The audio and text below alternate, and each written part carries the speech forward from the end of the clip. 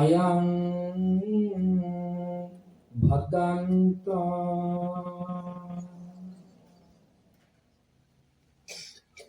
බ්‍රහ්මේන්ද්‍ර මාදිමාකිලං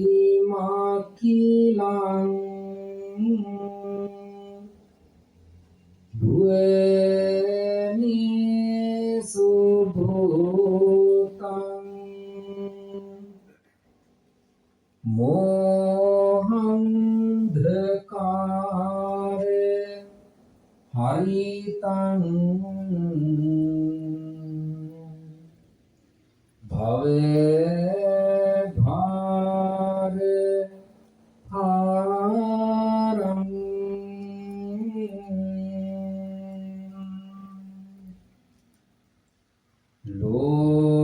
ලෝකුත්තමං සරේනතං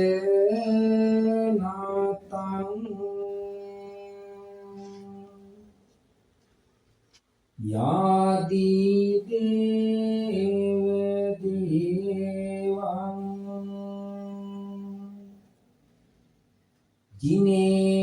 ජිනේන්ද්‍ර සීහ පවරං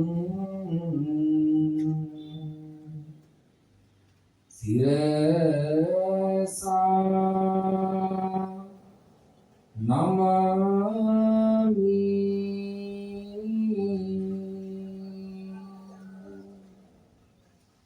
බම්බේ සුරනාරං සානහාලු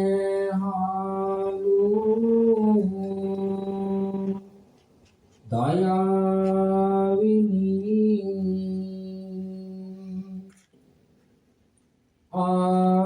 ආලෝකයක් ගන අඳුරට උදාවුනි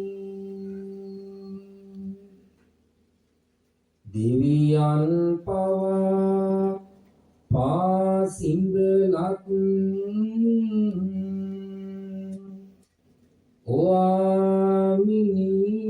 ඕමිනී පායුග වන්දිමි මගේ සම්බුදු පියාණෙනි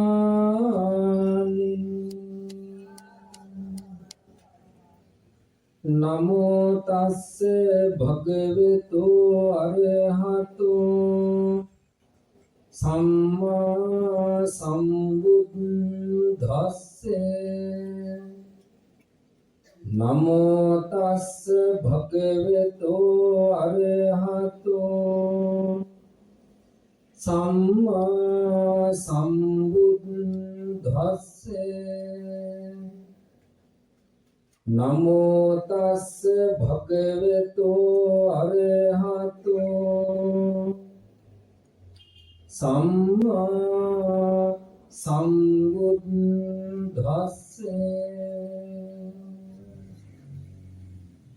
චත්තාරෝ මේ භික්ඛවේ පුද්ගලා සන්තෝ සංවිජ්ජමානා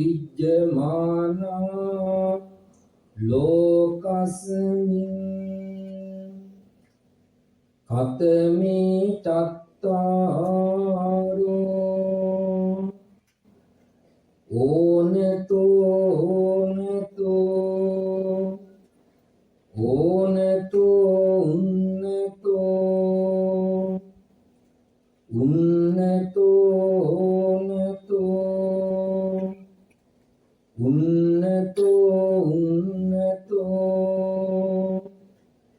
ඉමේඛෝ චත්තාරෝ භික්ඛවේ පුද්ගලා සන්තෝ සංවිජ්ජමානා ලෝකස්මින්ති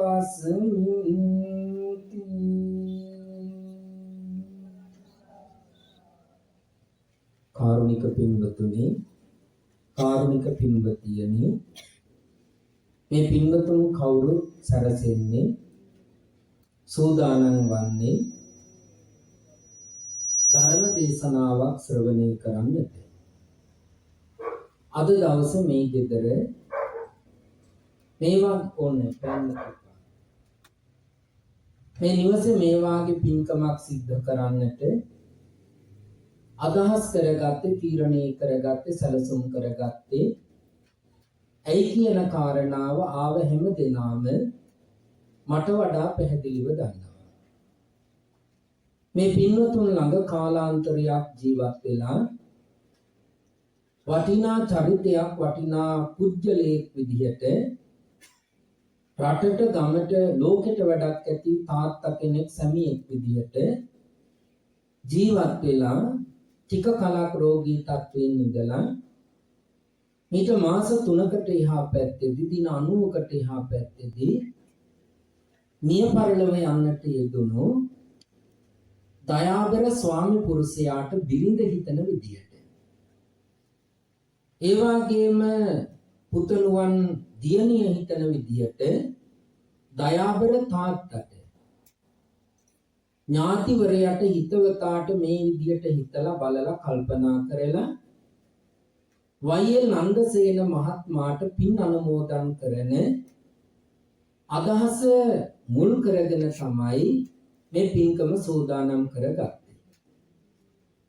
ඔය පින්වතුන්ගේ විහාරස්ථානයේ නායක හාමුදුරුවන්ගේ අවසරය ඇතුව සිද්ධ කරන මේ පින්කමේ ධර්ම දේශනාවට අපේ තනුජ මහත්මයා විසින් මට ආරාධනා කළා මේ නිවස පින්වතුන්ගේ කැමැත්ත ඇතුව.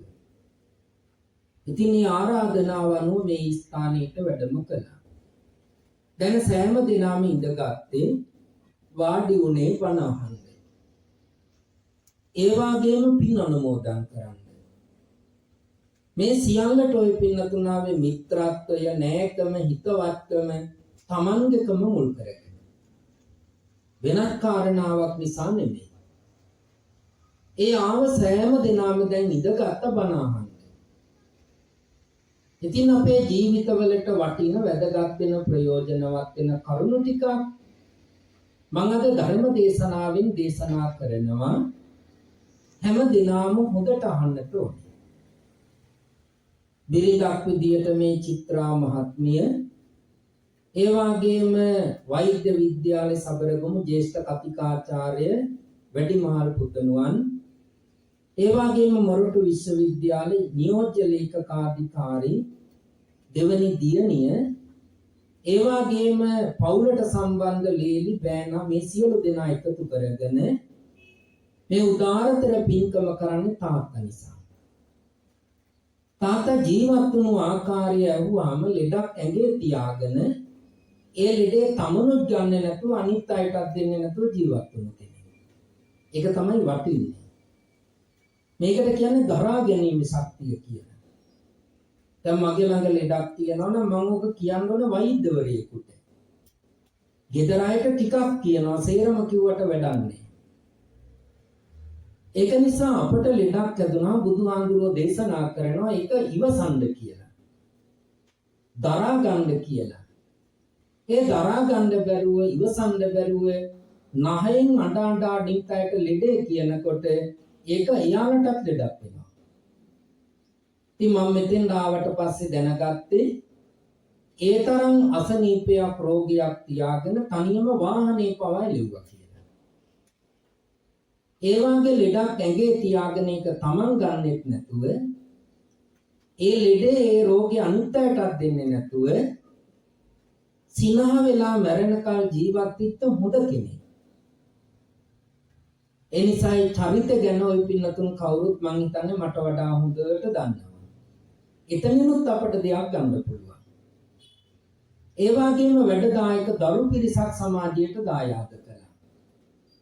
එයාලගෙන් විශාල මෙහෙවරක් වෙනවනේ. ඒකත් මේ රටට, ලෝකෙට යන්නේ. ඉතින් ඒ නිසායි තාත්තට පින් අනුමෝදන් කරන්නට අපි බණ අහන්න සූදානම් වෙන්නේ. මම අපේ පින්නතුන්ට දේශනා කරන්න අද තෝරගත්තේ සූත්‍ර දේශනාව. මේ සූත්‍ර ධර්ම දේශනාව තියෙන්නේ අංගුත්තර නිකායේ. චතුක්ක කියලා නිපාතයක් තියෙනවා. චතුක්ක නිපාතේ තියෙනවා සූත්‍ර දේශනාව.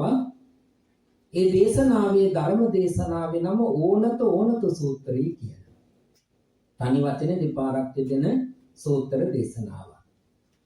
ඔය දේශනාව ඇතුළේ බුදුහාමුදුරුවෝ දේශනා කරන මිනිස්සු 4 දෙනෙක් ගැන. මේ ලෝකේ ජීවත් වෙන ගැහැණු අය පිරිමි අය දෙගොල්ලට මිනිස්සු කියනවා. එහෙම 4 දෙනෙක් ගැන දේශනා කරනවා. ඉතින් මේ සූත්‍ර දේශනාව කණ්ණාඩියක් වාගේ. කණ්ණාඩි තියන්නේ අපේ මූණ බලන්න. ඇයි මූණ බලන්නේ? ඒක අපිට පේන්නේ. ඒ නිසා අපි කණ්ණාඩියක් ගන්නවා. අපේ ඇහැ තියෙනවා ජීවිතේට ඇහැ දකින්න දෙ. ඒක නිසා අපි අපේ ඇහැ බලන්නේ කණ්ණාඩියෙන්. කටට උඩින් නහය තියෙනවා. 4 වටේ තියෙන ගඳ නහයට එනවා. ඔය කටේ ගඳ නහයට එන්නේ. ඒක තමයි ස්වභාවය. ඒ නිසා පින්නතුනි මට එක එක අය ගැන චරිත සාතික දෙන්න පුළුවන්. අරය අපට හරි ඉරිසියයි අරය පුරිෂ්ඨයි කියන්න පුළුවන්. ඒ වුණාට මට මං ගැන චරිත සාතිකයක් දී ගන්න බෑ. ඒ නිසා මට හිතුණා මේ ධර්ම දේශනාව අපට හොඳ කණ්ණාඩියක් වෙයි කියලා. ඒ මිනිස්සු වර්ග 4 ගැන පුජ්‍යල වර්ග 4 ගැන මම ওই පින්නතුන්ට දේශනා කරලා දෙනවා. ඉතින් මේ දේශනාවට ඉස්සර වෙලා තා චූටි කරුණු දෙකක් කියලා ඉන්නවා. එක පින් දීම ගැන. මේ ලෝකේ පින් දෙන්නේ බෞද්ධයෝ විතරයි. වෙන කිසිම ආගමක් විශ්වාස කරන අදහන කෙනෙක් පින් දෙන්නේ නැහැ. මළගිය අයට පින් දෙන්නේ බෞද්ධයෝ විතරයි. අනිත් අය මළගිය අය සිහි කරනවා. පින් දෙන්නේ නැහැ. මැරෙන හැම කෙනෙක්ම උපදිනවා, හැම සතෙක්ම උපදිනවා රහත් වෙලා නැත්තම්. හැම සතෙක්ම උපදිනවා රහත් වෙලා නැත්තම්. ඉපදෙන්න පින්නතුනි මහා වෙලාවක් යන්නේ නැහැ. අපේ මේ ඇස්පිල්ලමක් වදින කාලේ ලක්ෂෙන් බෙදුවොත් ඒක කාලයක් එක පංගුවක් තුල මැරිච්ච කෙනා උපදිනවා. සිතක් උපදින කාලේ. ඒ උපදින හැම කෙනාටම පින් ගන්න බෑ. පින් ගන්න නම් පින් ගන්න තැනක උපදින්න ඕනේ. අපේ බුදුහාමුදුරුවෝ බුද්ධත්වයට පත් වෙලා ජයශ්‍රීමා බෝධීන් වහන්සේ මුල වැඩ ඉද්දි දැක්කා මේ ලෝක ජීවත් වෙන සත්වයන්. ඒ අතරේ එක්කෙනෙක් දැක්කා උන්වහන්සේ ඒ සත්වයාගේ ජීවියාගේ පැවැත්මේ ආහාරයේ බවට පත් වෙන්නේ තවත් කෙනෙක් විසින් අනුමෝදන් කරන පින කියලා. එයාට පින් රැස් කරගන්නත් බෑ. එයාගේ පැවැත්මට ආහාරය වෙන්න පින කියලා. අන්න ඒ නිසා බුදුහාමුදුරුවෝ දේශනා කළා එයාට පින් අනුමෝදන් කරන එක හොඳයි කියලා. ඒක බිම්බිසාර රජතුමාට දේශනා කළේ රජතුමා සෝවාන් වෙලා හිටියේ මේ ධර්ම දේශනාවේ නම තිරොක්කුඩ්ඩ සූත්‍රය කියලා. එතන පින්නතුනි පින් ගන්න හැම කෙනෙකුටම බෑ පින් ගන්න තැනක උපදින්න ඕනේ. පින් ගන්න තැනක උපදින කෙනා හඳුන්වන්නේ පින් ගන්න භූමියක උපදින කෙනා කියලා. එයාට පින් අත්‍යවශ්‍යයි. දැන් මට ජීවත් වෙන්න බත් පාන් මාළු ඒ වාගේ ಜಾති ඕන වතුර ඕනේ. හරකට ජීවත් වෙන්න තනකොළ වල් වතුර ඕනේ. සිංහයට ජීවත් වෙන්න මස් වතුර ඕනේ. ඒකේ පැවැත්මට ආහාරයක් ඕනේ. අන්න අර ජීවියාගේ පැවැත්මට ආහාරයේ බවට පත් වෙන්නේ අර අනික් කෙනෙක් දෙන පින. ඒකට ගන්න පුළුවන්. එයා බුදුහාමුදුරුවෝ දකින්නවා දැකලා දේශනා කරනවා එයා අතිශය දුකටපත් වෙනවා කියලා. ඔය සතර අපාය උත්පත්තිය ලබන අය අතර ටිකක් හරි උඩින් ඉන්න කෙනා. හැබැයි දුක් විඳිනවා. එයාගේ තිබහ, එයාගේ පිපාසය, එයාගේ කුසගින්න, එයාගේ බඩගින්න හරි ඉහළයි කියනවා. ඇඟේ දාහය, පිච්චෙන ගති හරි ඉහළයි කියනවා. ඒ නිසා විඳිනවා. එයා විඳින එකේ කාලෙ දිගයි. ගොඩක් දිගයි. සමහර වෙලාවට ආත්ම ගණන් විඳින්න වෙනවා. අන්න එයාට පින් ලැබුණාම අර පිපාසාව දුරු වෙනවා. කුසගින්න දුරු වෙනවා. දාහය දුරු වෙනවා. ඒ කෙනාට සැනසීමක් ලැබෙනවා. ඒ නිසා දේශනා කළා පින් අනුමෝදන් කරන්න කියලා. ඔය පින් ගන්න තැන උපදින හැම කෙනාටම පින් ගන්නත් බෑ. එතනත් දෙන්නෙක් ඉන්නවා.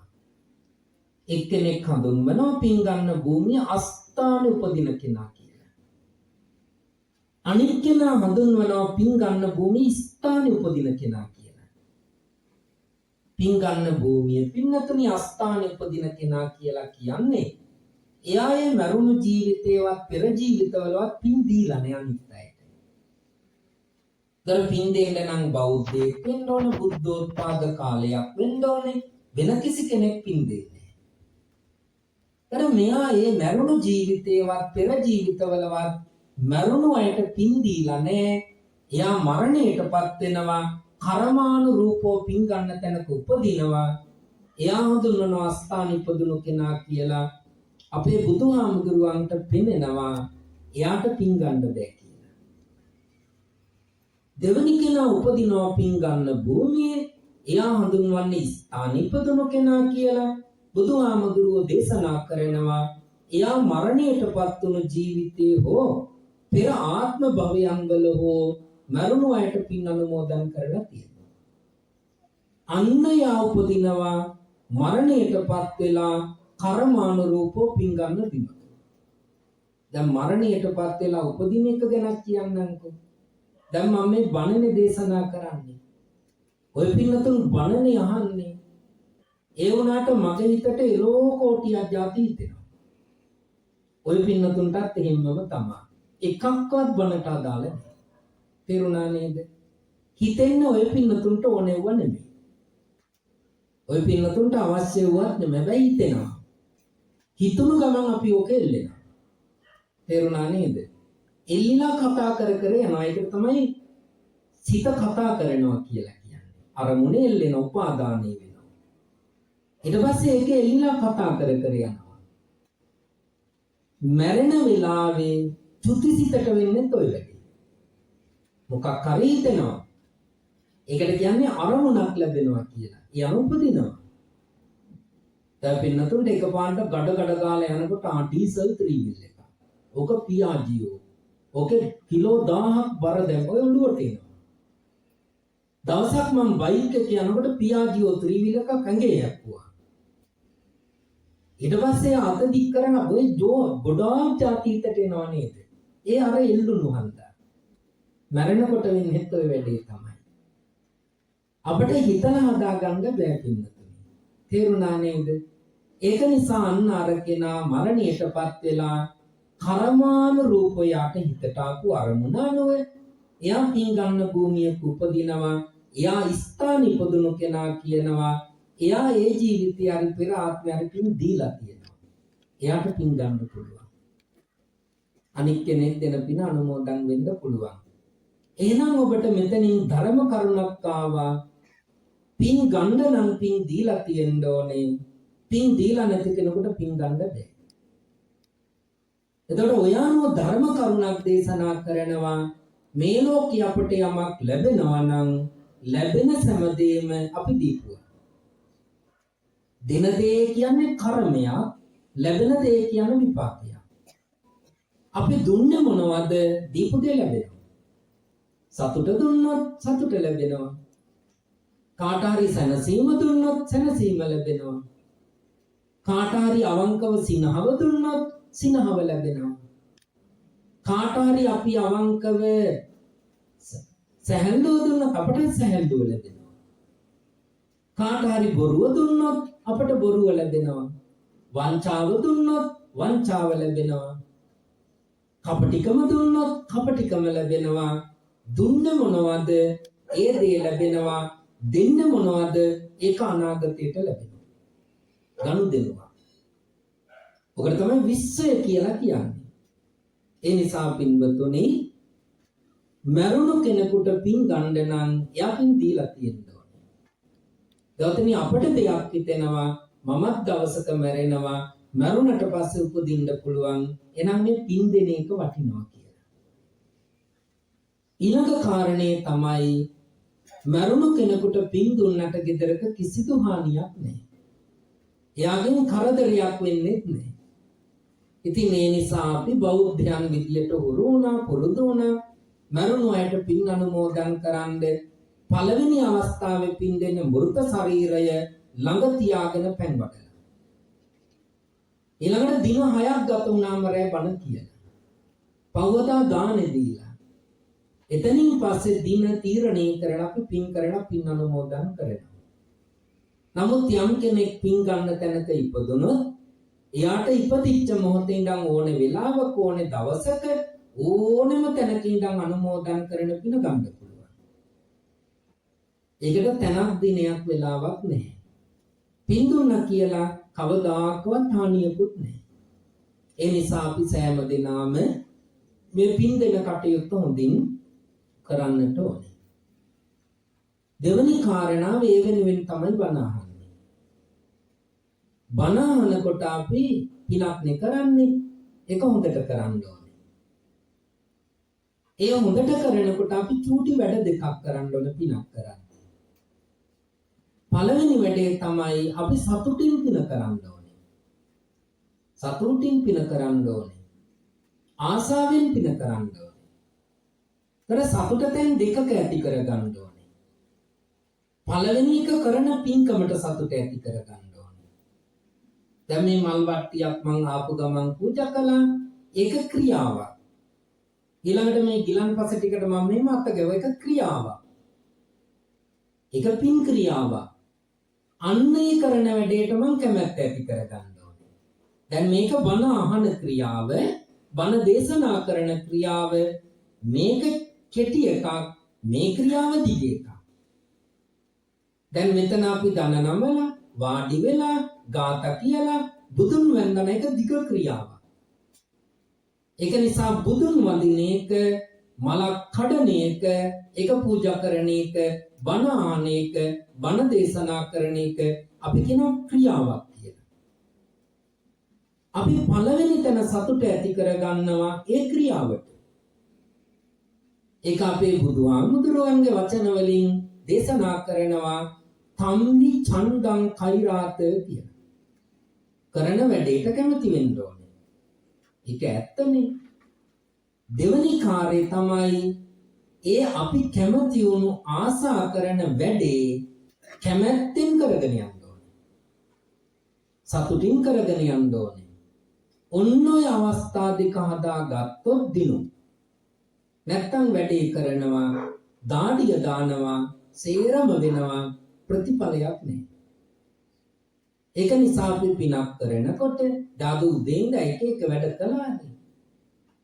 ඒ කරද්දී ඔය පිනතුන් හිතෙන જાති හිතුවනේ. තරහනම් තරහිතුව, රාගෙනම් රාගීතුව, කාමෙනම් කාමීතුව, වෛරෙනම් වෛරීතුව, සදාචාරෙනම් සදාචාරීතුව, සත්පුරුෂකමනම් ඒකීතුව. ඔය හිතුවනේ. දැන් මෙතන අපි ආවට පස්සේ මෙන්න මේ කරන වැඩේ ගැන හරි සතුටක්, හරි ආසාවක්, හරි කැමැත්තක්, ප්‍රීතියක්, සොම්නසක් ඇති කරගන්නට ඕනේ. ඔය ඇති කරගෙන බණ අහනකොට අම්මා මතක් වුණොත්, තාත්තා මතක් වුණොත්, පුතා මතක් වුණොත්, පුතාගේ ඉස්කෝලේ මතක් වුණොත්, ගන්න ඇඳුමක් මතක් වුණොත්, සෙරප්පු මතක් වුණොත්, ගෙදර මතක් වුණොත්, වාහනේ මතක් වුණොත් අන්න ගැටලුවක්. එතකොට අපි වෙනවඩ තේල්ලිලානේ. එතකොට අම්මා ගැන මතක් වුණොත්, තාත්තා ගැන මතක් වුණොත්, පුතා ගැන මතක් වුණොත්, ඇඳුම ගැන මතක් වුණොත්, සෙරප්පු ගැන මතක් වුණොත්, වාහනේ ගැන මතක් වුණොත්, ඒක සර්විස් එක ගැන මතක් වුණොත්, සිතට කියනවා කාමච්ඡන්ද කියලා. අන්න ඒක අපි අයින් කරන්න ඕනේ. ඔය අතරතුරේ හයියෙන් වහිනවා, ඒ වැස්ස මෙතෙන්ද බාධාවක්, ඕක මතක් වෙනවන්න ව්‍යාපාදය. තරහ එකත් අයින් කරන්න ඕනේ. ඊළඟට හිතම බන දික් වෙනවා වැඩිද මන්දා, ටිකක් කලින් අන්න කම්මැලිකම. ඒකත් අයින් කරන්න ඕනේ. ඊළඟට ආයෙත් එනවා ඔය බුදුහාමුදුරුවෝ දේශනා කළා කිව්වට, කර්මයම විපාක දෙනවා කිව්වට, අපායක් තියනවා කිව්වට, අනේ ඒවා තියනවා නම් තහවුරු වෙන්න ඉපාය. අන්න සැකය. ඒවා අපි අයින් කරගන්න ඕනේ. ඒවා මෙතෙන් දාදාල නැහැ. එහෙනම් සතුටින් පිනක් කරනවා කියනකොට ඒකේ බරපතල වැඩක් අපි කරන්නේ. අපේ සිතේ එකපාරට ඉල්ලෙනවා කාම ඡන්දයක කුණු ගොඩක්, ජරා ගොඩක්, කුණු ගොඩක්, ජරා ගොඩක් ළඟ තියෙනකොට ගඳයි. එහෙනම් ඒ අපි අයින් කරන්න ඕනේ. අයින් කරනවට කියනවා සුද්ධ කරනවා කියලා. එකපාරට ඇති වෙනවා තරහ අන්න කුණු ගොඩක්. එතකොට ගඳ ගහනවා අයින් කරන්න ඕනේ. ඒක බරපතල වැඩක්. සිතෙන් සිතලා අයින් කරනවා. ඊළඟට කම්මැලිකමක් හිතෙනවා ඒකත් කුණු ගොඩක් ටක්කාලා අයින් කරනවා. ඒ අතරතුරේ පසුතැවීමක් අට ගන්නවා. දවසක් අද උදේ කෙනෙක් මං එක්කලා කතා කළා. එයාට වචනයක් කිව්වා. ඒකට මට හරියට උත්තරේ දී ගන්න බැරි වුණා. හෙට දෙනවා. තේරුණානේ දන්න පශ්චාත්තාපය. ඔකට කියන කුක්කුච්ච කියලා. කුණු ගොඩක් අයින් කරන්න ඕනේ. දැන් තේරෙනවද ඔය පින්නතුට මේ හිත මොන කර්මයක්ද කියලා? ලස්සන ಜಾති තියෙනවා, සුන්දර ಜಾති තියෙනවා, සනසිලිදායක ಜಾති තියෙනවා. ඔය සේරම තියද්දි කුණු ගොඩක ඉන්නවා. ඒකට තමයි ක්ලේශ කියලා කියන්නේ. එහෙනම් අපි සතුටින් මේ මල් වට්ටිය පූජා කරනවා, ගිලන්පසයකට අත ගහනවා, පහනපත්තු කරනවා. ඔය සෑම ක්‍රියාවක්ම කරනකොට ඕම කුණු අයින් කරලා ගන්න ඕනේ. තේරුණා නේද? මේ ළඟදි දවසක් ඉස්කෝලේ මගේ ක්‍රීඩා ගුරුවරයා ඇවිල්ලා කියනවා මේ හාමුදුරනේ මෙහිමයි අපේ අම්මට අසනීපයි වැටුණා. ඒක නිසා මං අම්මා ඉස්පිරිතාලේ ඉක්කලා ගියා. අයියාගේ නෝනා කියනවා හුනියම් කරලා තමයි අම්මට ඔහොම උනේ. ඉතින් මහාඳුරනේ මං ඕව පිළිගන්නේ. මං ඊට පස්සේ කිව්වා යා කැම්පස් ගියේ කෙනෙක්. මං කිව්වා පුතේ මේ ඒක හොඳයි අම්මට සලකන එක කරන්න ඔය. ඊට පස්සේ ඒ කරන ආයෙත් මෙයා කිව්වා හාඳුරනේ මම ඔක පිළිගන්නේ කියලා. මං කිව්වා පුතේ ඔයා හදි හුනියම් ගැන ඉගෙනගෙන තියනවා. නෑ මං කිව්වා එහෙනම් කොහොමද පිළිගන්නේ කියන්නේ? ඔයා ඔන්න ඉගෙනගෙන තියනවා නම් ඒක පිළිගන්නේ කිව්වනම් මම පිළිගන්නවා. ඔය වචනේ ඇතුලේ තියෙන කුරිෂ්ඨකම ඒක කියන්න එපා. යා තව එකක් කිව්වම හඳහම් පිළිගන්නේ. මම එකක් අහුවා පුතේ මම ඔය හඳහම් හුනියම් පිළිගන්නේ කිව්වා. මං කිව්වා පුතේ ඔයා හඳහම් ගැන ඉගෙනගෙන තියෙනවා. අවුරුදු 36ක් විතර වයස. ඊපස්සේ කිව්වා නෑ හාමුදුරනේ. මං කිව්වා ඔයාගේ බයික් එකේ ඔයා පැදගෙන යන්න දැනගත්තට ඇතුලේ එන්ජිමේ જાති දන්නවද? නෑ. ඒක නිසා බයික් එක පැදගෙන ගියාට ඇතුලේ ගැටලුවක් වුණොත් ඒක දන්නේ නෑනේ. ඒක මැකැනික් මහත්තයෙක් කියනවානේ මෙන්න මේ ගැටලුව නිසා මේ එන්ජිම නැවතුනේ කියලා. එතකොට එන්ජිම ගැන අහදාරලානේ අරයා කියන එක පිළිගන්නවද නැද්ද? ඒක නිසා මං කිව්වා පුතේ ඔය වචනේ ඇතුලේ තියෙන්නේ ඔයාගේ හොඳ ගුණයක් නෙමෙයි. ඔබට කියන්නේ කුරිෂ්ඨකම කියලා. ඔයා එකකින් කරන්නේ අර මතයට දැඩිව ප්‍රහාරය දෙනවා. අයින් කරලා දාන්න ඔය සිතුවිල්ල. ඒක පිළිගන්න නොගන්න එක ඔයාගේ දෙයක්. හැබැයි ඔය මතේ ප්‍රකාශ කරන්න ඔයාට අයිතියක් නැහැ. ඒක නිසා මං ඉගෙනගෙන තියන එක පැත්තක්, ඔයා ඉගෙනගෙන තියන එක පැත්තක්, මගේ පැත්ත ඔයා දන්නෙත් නැහැ, ඔයාගේ පැත්ත පුතේ මං දන්නෙත් නැහැ. ඒක නිසා මේ දෙක ගැන අපි දෙන්න වාද කරුවොත් අපි දෙන්නම හරක්. කියලා මං කිව්වා අම්මට සලකන්න. අක්කා කියන දේ අයින් කරන්නත් එපා, ඔළුවට ගන්නත් එපා. ඔයා සතුටින් වැඩ කරගෙන යන්න කියලා කරුණු ටික කිව්වා. ඒක නිසා මම මේ කියන්නේ බුදුහාමුදුරුවෝ දේශනා කරපු ධර්මයේ ගැන පින්නතුනි අපට එක එක જાති හිතෙන්න පුළුවන්. ඉතින් මහ දෙයක් ඕනේ මේ කට මේක තියෙන ගඳ මේ අඟලක් උඩින් තියෙන නහයට එන්නේ නැහැ. ඒ වුණාට ඒ කටටම අපි ඇඟිල්ල දාලා දිවට ඒ කෙල ටික ගාලා නහයට ලං කරුවොත් ගඳ එනවනේ. ඒ වුණාට මෙතෙන්ද ටිකක් එහා තියෙන බල්ලෙක් කුණුණු එකේ ගඳ අපූර්වට මෙතෙන් දෙනවනේ. ඒක නිසා පින්වතුනි අපේ හිත මහ කර්මය. හැම මොහොතෙම මෙයාගේ එල්ලෙන්නේ නරක දේවල්.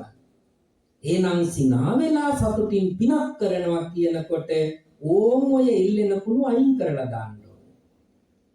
ඒ අයින් කරන්න නම් නිකම් බෑ, උත්සාහ කරන්න ඕනේ.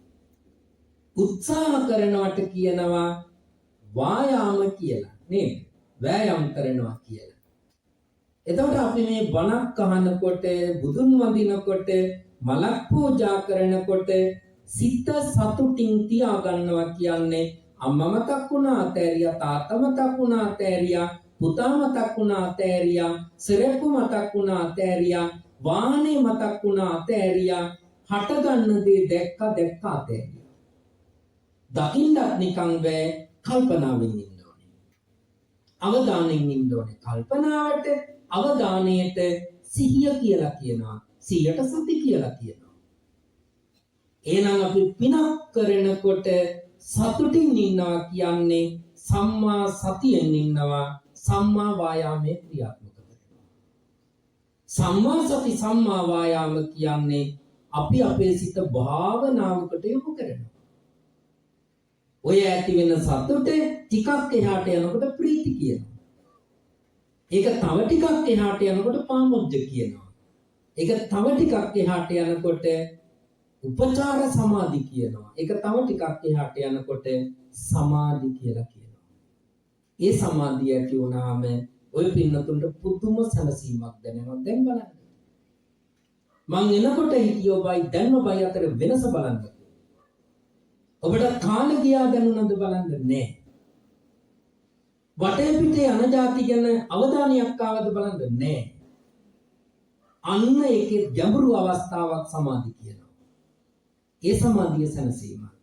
ඒක නිසා පින්වතුනි පිනක් කරනකොට කරන වැඩේට කැමති වෙනවා, කැමැත්තෙන් වැඩේ කරගෙන යනවා, වැඩේට කැමති වෙලා කැමැත්තෙන් වැඩේ කරනවා කියන්නේ අපි ඇස් දෙක අරගෙන භාවනාවක් කරනවා කියන්නේ. සිත පිරිසිදු කරනවා කියන්නේ කාර්වමනි කරන බඩේ තියෙන ආමාශය තියෙන අනවශ්‍ය දේවල් එළියට දානවා. වමික කියලා කියන මුත්ත වමික කියනවා වමාරලා එළියට දානවා. දර මෙතෙන්ද පහසුවක් එනවා. ඒක නිසා අපි සෑම දිනම සතුටින් බණ අහමු. සිනාමුසුමුනින් ආසාවෙන් බණ අහන්න ඕනේ. පිනක් කරනකොට සතුටින් කරන්න. ඒ බණකට ගියා බදුල්ලි. 4ට බණ. 3:45 වෙනකොට කිට්ටු කරලා එකපාරට වංගුවක් ගන්නකොට දඩස් ගෑවා. බයික් එකක් ආවා. යාට කන්ට්‍රෝල් නැතුව ගියා. පෙරළුණා. බයික් එකයි පිරිමි ළමයි දෙන්නම ඇවිල්ලා කාර් එකේ දඩස් ගාලා වැදුනා. චුට්ටක් එහාට ගියා නම් හැප්පෙනවා. පිරිමි ළමයා එහා පැත්තට ගියා. බයික් එක කාර් එකේ වැදුනා. ඩාරින් කෝල් කරනවා බනට පරක්කුයි. ඇටම් පිටි. දැන් මෙතන වැදිලා වැස්ස. බස්සේ මල්ලි බැස්සා. බැලලා හරිය නැගිට්ටා. බයික් එකක් කෙලින් කරා. ඊට පස්සේ මම යාට ගැටලුවක් නැද්ද? නෑ කිව්වා. මොකද යන්න පුළුවන්ද? යන්න පුළුවන් කිව්වා. මං කෝ අපිට යන්න පුළුවන්ද මල්ලි? පුළුවන් කිව්වා. මං කෝ යන්නේ නෑ. බපර් එකක් තිල්ලලා සේරම වෙලා මං කෝ යන්න. මං කිව්වා ඒකත් හොඳට උනේ. ඒකරම මැප් එක දාගෙන යන්න තිබුණේ ඇටම් පිටියට ගිහින් නැවතුනේ බදුල්ලේ. කිලෝමීටර් 1000ක් එහා. ඊට පස්සේ මං කෝ ඒකත් හොඳට ආයෙ හරවගෙන හපුවා. 4ට පටන් ගන්න ඕනේ බන පටන් ගන්නකොට 5යි කාලයි. මං කෝ ඒකත් හොඳට කියලා. පැය දෙකක් බන දේශනා කළා. ඊට පස්සේ සතුටින් ඉඳා. මම කියන්න උත්සාහ කළේ ජීවිතයට මොකක් හරි දෙයක් වෙනකොට ඒකෙන් කලකිරෙන්නේ කම්පා වෙන්නේ නැතුව අපට පුළුවන් නම් මනස මෙහෙම කරනකොට වෙනස් කරගන්න. ඒක තමයි ජීවත් වෙනවා කියන්නේ. ආස්වාදේ කරන්න පුළුවන් ජීවිතයක්, සතුටින් තියාගන්න පුළුවන් ජීවිතයක්, කොහේවත් තියෙන කර්මයක් අරගෙන රිදෝ ගන්නවා. ට්‍රම්ප් වන්දා නෙතන්යාහු වන්දා. ඒක නිසා හිත සතුටින් තියාගන්න පුළුවන්. හැබැයි ඒ වැඩේ ප්‍රාර්ථනා කළාට දෙවියන්ගෙන් ඉල්ලුවට, බෝධියෙන් ඉල්ලුවට, තුනුරුවන්ගෙන් ඉල්ලුවට වෙන්නේ නැහැ. ඒක අපි කරගන්න ඕනේ. ඒක නිසා පුරුද්දක් ඇති කරගන්න පිනක් කරනකොට ඔබේ සිතට කුණු ගන්නේ නැතුව ඒ ක්‍රියාව ඉතාම සතුටින් කරන්න. පෙර පිනක් කරනකොට සිත ළඟ තියාගන්න කරන දෙවෙනි වැඩේ මොකක්ද? ඒක පිනක් කරනකොට විතරක් හිතන්න, අනිත් වෙලාවට එපා වදයක්. පිනක් කරනකොට හිතන්න. මොකද්ද දන්නවද? පිනක් කරනකොට විතරක් හිතන්න මම මේ පින කරන්නේ වෙන මොකකටවත් නෙමෙයි නිවන් අවබෝධ කරගන්න. මේ දැන් තේරුණා නේද? මම මේ වැඩේ කරන්නේ මේ පින කරන්නේ වෙන මොකකටවත් නෙමෙයි මේ වෙලාවේ මේ මොහොතේ නිවන් අවබෝධ කරගන්න. අන්න ඒ සිතින් පින කරන්නේ.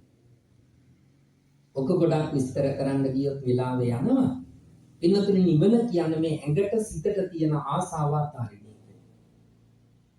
ඇඟට තියෙන සිතට තියෙන ආසාවට කියන ආත්ම දෘෂ්ටි කියලා. ඒකට තව වචනයක් වෙනවා සක්කාය දිට්ඨි කියලා. සක කියන්නේ Tamanගේ කාය කියන්නේ සිරුරට. සක කාය කියන වචන දෙක සමාස වුණාම සක්කාය කියලා එනවා.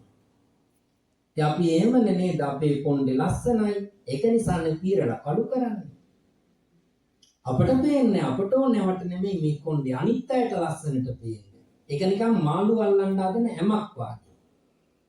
ඇඳුම් අඳින්නේ අපට ඕන නිසාද නෑනේ අනිත් අයට ලස්සන වෙන්නේ. මාළු අල්ලන හැමක් වාගේ. මං අනුව බලනකොට මට පේන්නේ කොණ්ඩ, මූණ, නහය, තොල්, බෙල්ල, අත්, ඇඟිලි හරි ලස්සනයි කියලා. ඒක නිසා මට අනුව බැලුවොත් එහෙනම් මේක එකක්වත් දුකක් විදියට පේන්නේ. දැන් දුකක් විදියට පේන්නේ නැත්නම් මේක අතාරින්න අපි දශමකින්වත් හිතන්නේ. ඒක නිසා පින්වතුනි අපි බුදුහාමුදුරුවන්ට අනුව මේක දිහා බලනවා. ඒ බලනකොට පේනවා අපේ කෙස් කියන්නේ ජරාවක්. ඇත්තනේ. කෙස් ගහක් බත් එකේ තියෙනකොට අපිරියයිනේ. ඒ වගේම දත් කියන්නේ ජරා ගොඩක්. හම කියන්නේ ජරා ගොඩක්. මස් කියන්නේ ජරා ගොඩක්. මේකේ සෙම තියෙනවා, කඳුළු තියෙනවා, දාඩිය තියෙනවා, සැරව තියෙනවා, සොටු තියෙනවා, කබ තියෙනවා, මුත්‍රා තියෙනවා, අසුචි තියෙනවා, ලොම් තියෙනවා, දත් තියෙනවා, සේරම බැලින්නම් ජරා ගොඩවල් තියෙනවා. ඉතින් එහෙම අපි බලනවා, බලලා කල්පනා කරනවා මේ ඇඟට මේ වෙලාවේ මං ආදරය කරන්නේ ඇලෙන්නේ බැඳින්නේ. ඒක ජරා ගොඩක් නේ. ඒ වගේම මේ හිත ගත්තාම තරහ හිතෙනවා, දුක හිතෙනවා, මාන්න හිතෙනවා, සැක හිතෙනවා, බය හිතෙනවා, රාගය හිතෙනවා, මාන්නය හිතෙනවා, මෝහය හිතෙනවා, අම්මා ගැන හිතෙනවා, තාත්තා ගැන හිතෙනවා, රට ගැන හිතෙනවා, ලෝකෙ ගැන හිතෙනවා, දේශපාලනය ගැන හිතෙනවා, ආර්ථිකය ගැන හිතෙනවා, ජොබ් එක ගැන හිතනවා, පඩිය ගැන හිතනවා, ණය ගැන හිතෙනවා, සේරම හිතෙන්නේ හිතටනේ. එක වෙලාවක හිතෙන්නේ එකයි. ඔන්නෝයි හිතටයි ඔය ඇඟටයි අපි පෙරේතකම් කරනවා. ඒ කරන පෙරේතකමට නමක් දානවා මම කියලා. තේරුණා නේද? ආන් ඒක අතාරින එකට තමයි නිවන් මඟට යොමු වෙනවා නැත්නම් සම්මා දිට්ඨිය ඇති කරගන්නවා කියලා කියන්නේ. ඉතින් පින්නතුන් අනිත් වෙලාවට ඕක හිත හිතා කරන්න මේ ඇඟ ලස්සනයි, මම ලස්සනයි, ධනෙ තියෙනවා, බලය තියෙනවා හිතන්න. හැබැයි පිනක් කරන වෙලාවට කල්පනා කරන්න ඉස්සර කට්ටියක් ධනෙ හම්බ කළා, වස්තුව රැස් කළා, දමල ගහලා ගියා. අසනීප වුණාම සේරම ඉවරයි. වයසට යනකොට සේරම ඉවරයි. මේක කොච්චර ලස්සන කරන්න හැදුවත් පැය දෙකක් විතර යනකොට ජරා වෙනවා. ඒක තමයි ඇත්ත ස්වභාවය. ඒක නිසා මම මේ කරුණ අතාරින්න ඕනේ. මෙයාට තියෙන ආදරය හන්ද මං ගියාට පණුවෙක් වෙලා හිටියේ. ඒතර මං පණු ඇඟටයි පණු හිතටයි ආදරය කරලා ඒක පරිස්සම් කළා. ඊට ඉස්සර ආත්මෙ මං කුරුමිනියෙක් වෙලා ඒ කුරුමිනිය ඇඟටයි කුරුමිනි හිතටයි ආදරය කළා. ඒක පරිස්සම් කළා. එතකොට කුරුමිනියා එයා මම කියලා හිතනවා. පණුවා එයා මම කියලා හිතනවා. දැන් මං පිරිමි කෙනෙක්, දැන් මං ආමුදුරු කෙනෙක්, දැන් මම කියලා හිතලා මේකට ආදරය කරනවා. ආය මරණයටපත් වෙලා ඊළඟට උපදින්න පුළුවන් බල්ලෙක් වෙලා. එතකොට ඒ බලු ඇඟටයි බලු හිතටයි තම ආදරය කරන්න වෙන්නේ. නිමක් නැතුව කොනක් නැතුව අවසානයක් නැතුව මං මේ ඉපදී ගමන් කරන්නේ මෙන්න මේ ඇඟටයි හිතටයි තියෙන ආදරය නිසා. එහෙනම් මම මේ වෙලාවේ ඉඳගත්තේ මම මේ බණ අහන්නේ මම මේ බුදුන් වඳින්නේ මම මේ වචන කතා කරන්නේ හුස්ම ගන්නෙ නිකන් නෙමෙයි මේ ඇඟයි හිතයි දෙක අතරින්. අන්න දැන් මට පේනවා මෙයා වදයක්. හැබැයි මේ වදේ උදව් කරගෙන ඉදිරියට යන්න ඕනේ. ඒක නිසා මං පිනක් කරනකොට කල්පනා කරනවා මං උපදින අවසාන ආත්මෙ ආය ආත්මික උපදින්නේ නැහැ. මේ ගෝත කර්මේ ලබන ආත්මය අම්මා කෙනෙකුගේ ගර්භාෂයක් ඇතුළට කුසක් ඇතුළට විතරයක් ඇතුළට කුදලගෙන යන්නේ නැහැ. තේරුණා නේද? ඔන්න ඔය සිත හිතන්න බලන්න. තෝක හිතුවා කියලා ඇඟේ බිබිලි මත වෙනවද? පළු දානවද? කහඬ ගන්නවද? නැහැ. හානියක් වෙනවද? අවමානයක් වෙනවද? නැහැ. අපේ බුදුහාමුදුරුවෝ දේශනා කරනවා ඔන්න ඔය සිතට ඥාන සම්පයුක්ත කියලා. ඒ ඥාන සම්පයුක්තේ ඉබේ හැදෙන්නේ ඒක හිතලා හදාගන්න ඕනේ. හිතලා හදාගන්න එකට තමයි සම්මා දිට්ඨි කියලා කියන්නේ. ඒක නිසා පින්වතුනි මේ මල්වට්ටිය අතට අරගෙන මං මෙහිම නලල ළඟට තියලා බුදුහාමුදුරන්ට පූජා කරන ටිකට ඔය ටික හිතලා තමයි තැන්පත් වෙන්නේ. ඒ ක්‍රියාව දැන් ඉවරයි. ඒක නිසා අපි දක්ෂ වෙන්නට ඕනේ පිනක් කරනකොට ඒක සාර්ථක කරගන්න. ලෞකික ජීවිතය හදාගන්න. විභාගයකට යනකොට මම මේක පාස් කරගන්නවා. පාඩම් කරනවා, ප්‍රශ්න වලට උත්තර ලියනවා, පාස් වෙනවා. එවනේ අපි යන්නේ. ඒ වාගේ මේ පැත්තත් අපි හදාගන්න ඕනේ. ඒක නිසා පිනක් සිද්ධ කරන හැම මොහොතකම දක්ෂයෙක් වෙන්න පුළුවන් නම් මම මේ පින කරන්න වෙන මොකකටවත් නෙමෙයි මේ මොහොතේ මේ දැන් නිවන් අවබෝධ කරගන්න. එතකොට ඔබ සම්මා දිට්ඨිය ඇති කරගන්නවා. එතන ඉඳන් ඔබ ගමන් කරන්නේ ආර්ය අෂ්ටාංගික මාර්ගයේ. ඒ දෙක හරි වටිනවා. ඒ නිසා පින්වත්නි සෑම දිනම බොහෝම සතුටින් නිවන් දකින අදහසින් ධර්ම දේශනාව ශ්‍රවණය කරන්නට ඕනේ. හොඳයි මම බණට යොමු වෙනවා. මම කිව්වා පින් අනුමෝදන් කිරීම ගැන කවුද පින් ගන්න පින් දෙන්නේ කියන එක. ඊළඟට පින් දෙන්න වෙලාවක් තැනක් දවසක් නැහැ කියන එක. ඒකෙත් වටිනාකම දේශනා කළා. ඊළඟට ඔය පින්නතුන්ට මම පැහැදිලි කළා පිනක් කරනකොට සිත කොහොමද හදාගන්නේ කියලා. ඔය කරුණු ටික හරි වටිනවා. දැන් මම ධර්ම දේශනාවට යොමු වෙනවා. හැමදෙනාම හොඳට බණ අහනවා කියලා හිතාගෙන සාදුනාදයක් පවත්වන්නකො බලන්න. චත්තාරෝ මේ භික්කවේ පුද්ගලා සන්තෝ සංවිජ්ජමානා ලෝකස්මින් කතමේ චත්තාරෝ ඕනතෝ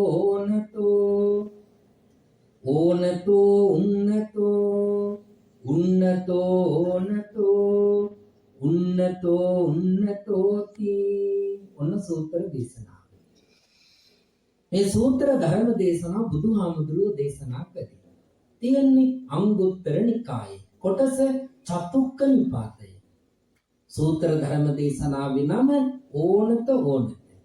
පින්නතුන්ට ෆෝන් එක අරගෙන data on කරලා Google එකට ගිහිල්ලා ඉංග්‍රීසියෙන් හරි සිංහලෙන් හරි ඕනත කියපු ගමන් ඇප්ලිකේෂන් ගොඩක් එනවා. ඒකේ උඩ තියෙනවා ධර්ම චක්‍රේ වාගේ එකක් කහපාට බෑග්ග්‍රවුන්ඩ් එකේ වාගේ. යටින් තියෙනවා තව එකක් මෙරුන් පාට වාගේ ධර්ම චක්‍රයක්. ওই දෙකේම ඔය සූත්‍රය ගැහුවාම පාලියනොයි සරල සිංහලෙනොයි තියෙනවා. අපිට ත්‍රිපිටකයේ බලන්න පුළුවන් ඕකේ. ඒක නිසා බලන්න හරිය වටින සූත්‍ර දේශනාවක්. ඕක විතරක් නෙමෙයි හැම දේශනාවක්ම වටිනවා. ඉතින් පින්නතුනේ බුදුහාඳුරන්ගේ ධර්මයේ සැක කරන්න එපා. තේරුණා නේද? විශ්වාස කරන්න. සැක කරන එක ලේසි, විශ්වාස කරන්න නියමාරු. බුදුරජාණන් වහන්සේ යමක් දේශනා කළේ හිතිච්ච නිසා නෙමෙයි. උන්වහන්සේ හැමදේම දැක්කා. දැකලා තමයි දේශනා කළේ. ඒකනේ අවබෝධ කරගත්තා කියන්නේ. දැන් වෛද්‍යවරයෙක් ඉන්නවා. අපි හිතමුකෝ ප්‍රසවහානාරි වෛද්‍යවරයෙක් දරු පැටියෙක් බිහි කරන කාන්තාවක සිරල් ක්‍රියාදාමයන් දකිනවා. ඒ වගේම සල්ල වෛද්‍යවරයෙක් හිටියොත් එයා මිනිස් සිරුර හැම කොටසක්ම කපලා දකිනවා. නඩුකාරතුමෙක් හිටියොත් හැම ගැටලුවක්ම විසඳන හැටි දකිනවා. ආමුදුරු කෙනෙක් හිටියොත් උන්වහන්සේ කාගෙත් හිත ඇදෙන්න බණ කියන්න ගන්නවා. තර සල්ල වෛද්‍යවරයා හරි ප්‍රසවහානාරි වෛද්‍යවරයා හරි මිනිස් සංගේ තියෙන සේරම ಜಾති දැක්කා කියලා රාගය ඇති වෙන්නේ නැද්ද? ඇති වෙනවා. අර නඩුකාරතුමා උසාවිය නඩු විසඳුවට ගෙදර නෝනාරි මහත්තයාරි කුලප් වුණොත් විසඳන්න පුළුවන්ද? නෑ. දැන් මං ආමුදුරු කෙනෙක් මං අනිත් අයට ගිහින් බණ දේශනා කරනවා. හැබැයි මගේ අම්මා අසනීප වෙලා මියනවා. ඇඬෙනවද නැත්නම් අඬනවා? අදටත් මගේ අම්මා නැති උනේ 2024 අවුරුද්දේ. අම්මා නැති වුණා. ඒ රෝහල දිහා අදටවත් බලන්න හිතෙන්නේ ළඟින් ගියාට. ඒක දැනෙන නිසා උනට බණ දන්නවා. ඒකෙන් කියන්නේ මොකක්ද? මම විශ්වවිද්‍යාලෙ ගිහින් දින 5කට මට තියෙන බෞද්ධ අධ්‍යයනයට පෙරාදීනේ ෆස්ට් ක්ලාස් එක. ඒ වුණාට වයස දැන් අවුරුදු 50ක් අම්ම නැති වෙනකොට 48යි. විදුහල්පතිකමට විතරක් 16යි වයස. ඒ වුණාට අතන මං ඇඬුණානේ. තවත් දුකයි. ඒක නිසා මගේ උපාධිය තිබ්බට බණ කියන්න දැනගත්තට අන්න මට ප්‍රඥාව කියන එක නෑ. එහෙනම් අර නඩුකාරතුමා, අර වෛද්‍යවරයා, අර ක්‍රියාව ගැන දැනුමක් තිබ්බට, උගත්කමක් තිබ්බට ඒ පිළිබඳව අවබෝධය නෑ. බුදුරජාණන් වහන්සේ ඔය කිසිවක් කරන්නේ නැතු උන්වහන්සේ අවබෝධය ලබා ගත්තා. ඒක නිසා උන්වහන්සේ හැමදේම දන්නවා. ඒ දැනගෙන දේශනා කරන දේ කිසිදු කෙනෙකුට සහේතුක ප්‍රතික්ෂේප කරන්න බෑ.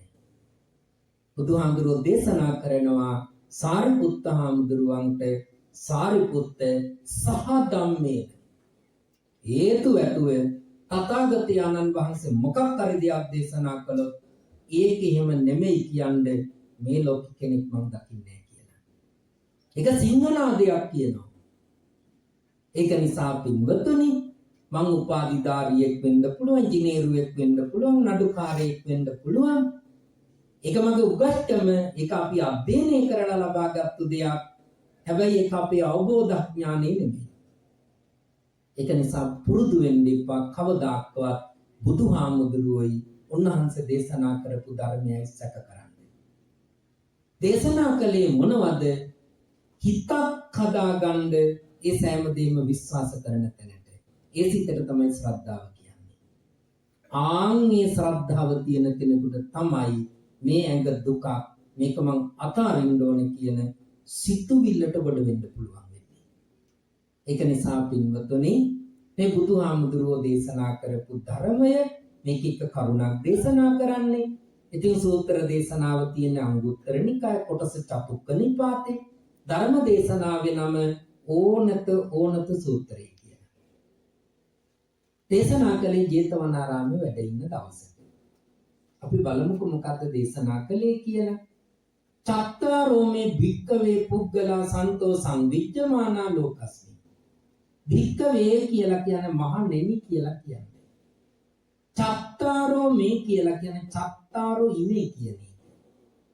ඉමේ කියන්නේ මේ කියන්නේ සර්වනාම පදයක්. චත්තාරෝ කියන්නේ හතරක් කියන්නේ. පුද්ගලා කියලා කියන්නේ පුද්ගලයෝ කියලා කියන්නේ ගැහණු පිරිමි දෙගොල්ලට.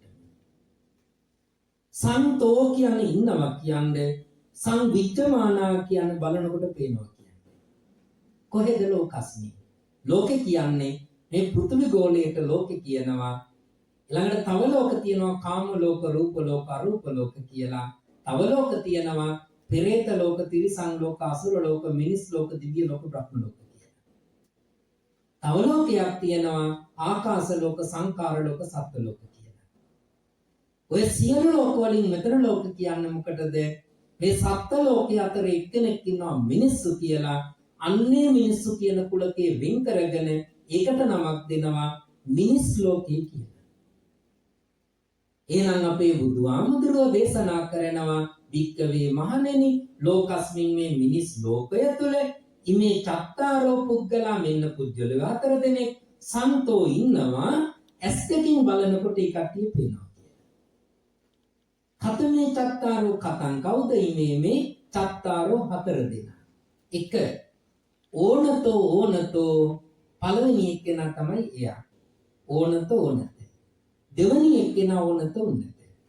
තුන්වෙනි එක්කෙනා උන්නත. හතරවෙනි එක්කෙනා උන්නත. ඔන්න හතර දෙනා. දැන් තේරුම බලමු. පළවෙනි පුජ්‍යලයා ඕනත. මේ ලෝක ජීවත් වෙන ගැහණු පිරිමි ඉන්නවා. ಜಾති ආගම් භේදයකින් කරව බුදුරජාණන් වහන්සේ බුදු ඇසින් බලනකොට උන්වහන්සේට පේනවා මේ පළවෙනි කොටස. එකම වචන දෙකක් තියෙන්නේ. උනාට වචන එක උනාට අර්ථ දෙකක් ඔතන තියෙන්නේ. එහෙම තමයි පින්නතින අපේ භාෂාවේ බහුවාර්ථවාචී පද තියෙනවා. එකම වචනෙට තේරුම් ගොඩක් වෙනවා. දැන් නාග කියන්නේ ණයට. ආයත් නාග කියනවා ඇත්තාට හස්ති රාජයා කියන්නේ. ආයත් නාග කියනවා වැහි වලාකුළට. ඒක නිසා නාග කියලා ගන්නවා සස්ත්‍රීකත්වයට. ඒක නිසා ඔය වැව් ළඟ අර ගල් කණුවක නාග රූපයක් ඇඳලා තියෙනවා. ඒ නාග රූපයක් ඇඳලා තියෙන්නේ වැව රකින්නේ නයා කියන්න නෙමෙයි සස්ත්‍රීකත්වයේ සංකේතයක් කියන්නේ. ඒ ගොවිතැන් කරන්න වැවේ ඉපායයි. ඒක නිසා ඊළඟට සඳ කියනවා සඳ කියලා කියනවා උතුමා කියන්නේ සඳ කියනවා හඳට සඳ කියනවා කන්ලි කියලා කියන්නේ. ගුත්තිල දුරු සඳ වීණා වයන ලෙස ඉඳ පසෙක පනවන ලද සුදුසු අසනෙක ගොසින් උන් සඳ. ගුත්තිල ඇදුරු සඳ අර ඇදුරු සඳ කියන වචනේ නෝ අවසාන පෙළිය සුදුසු අසනෙක ගොසින් උන් සඳ. එතන සඳ කියලා එනවා. අතන ඇදුරු සඳ කියන්නේ ඇදුරුතුමා කියන්නේ. මෙතන උන් සඳ කියන්නේ උන් කියන්නේ හුන් කියන එක හුන් කියන්නේ හිඳිනවා කියන්නේ ඉඳ ගන්නවට. එහෙනම් උන් සඳ කියන්නේ ඉඳගත් කල්ලි කියන්නේ. එකම වචනේ තේරුම් දෙකයි. තේරුණා නේද? ඒක නිසා මේ ඕනත කියන්නේ එකම වචන දෙකක් වුණාට තේරුම් දෙකක් එනවා.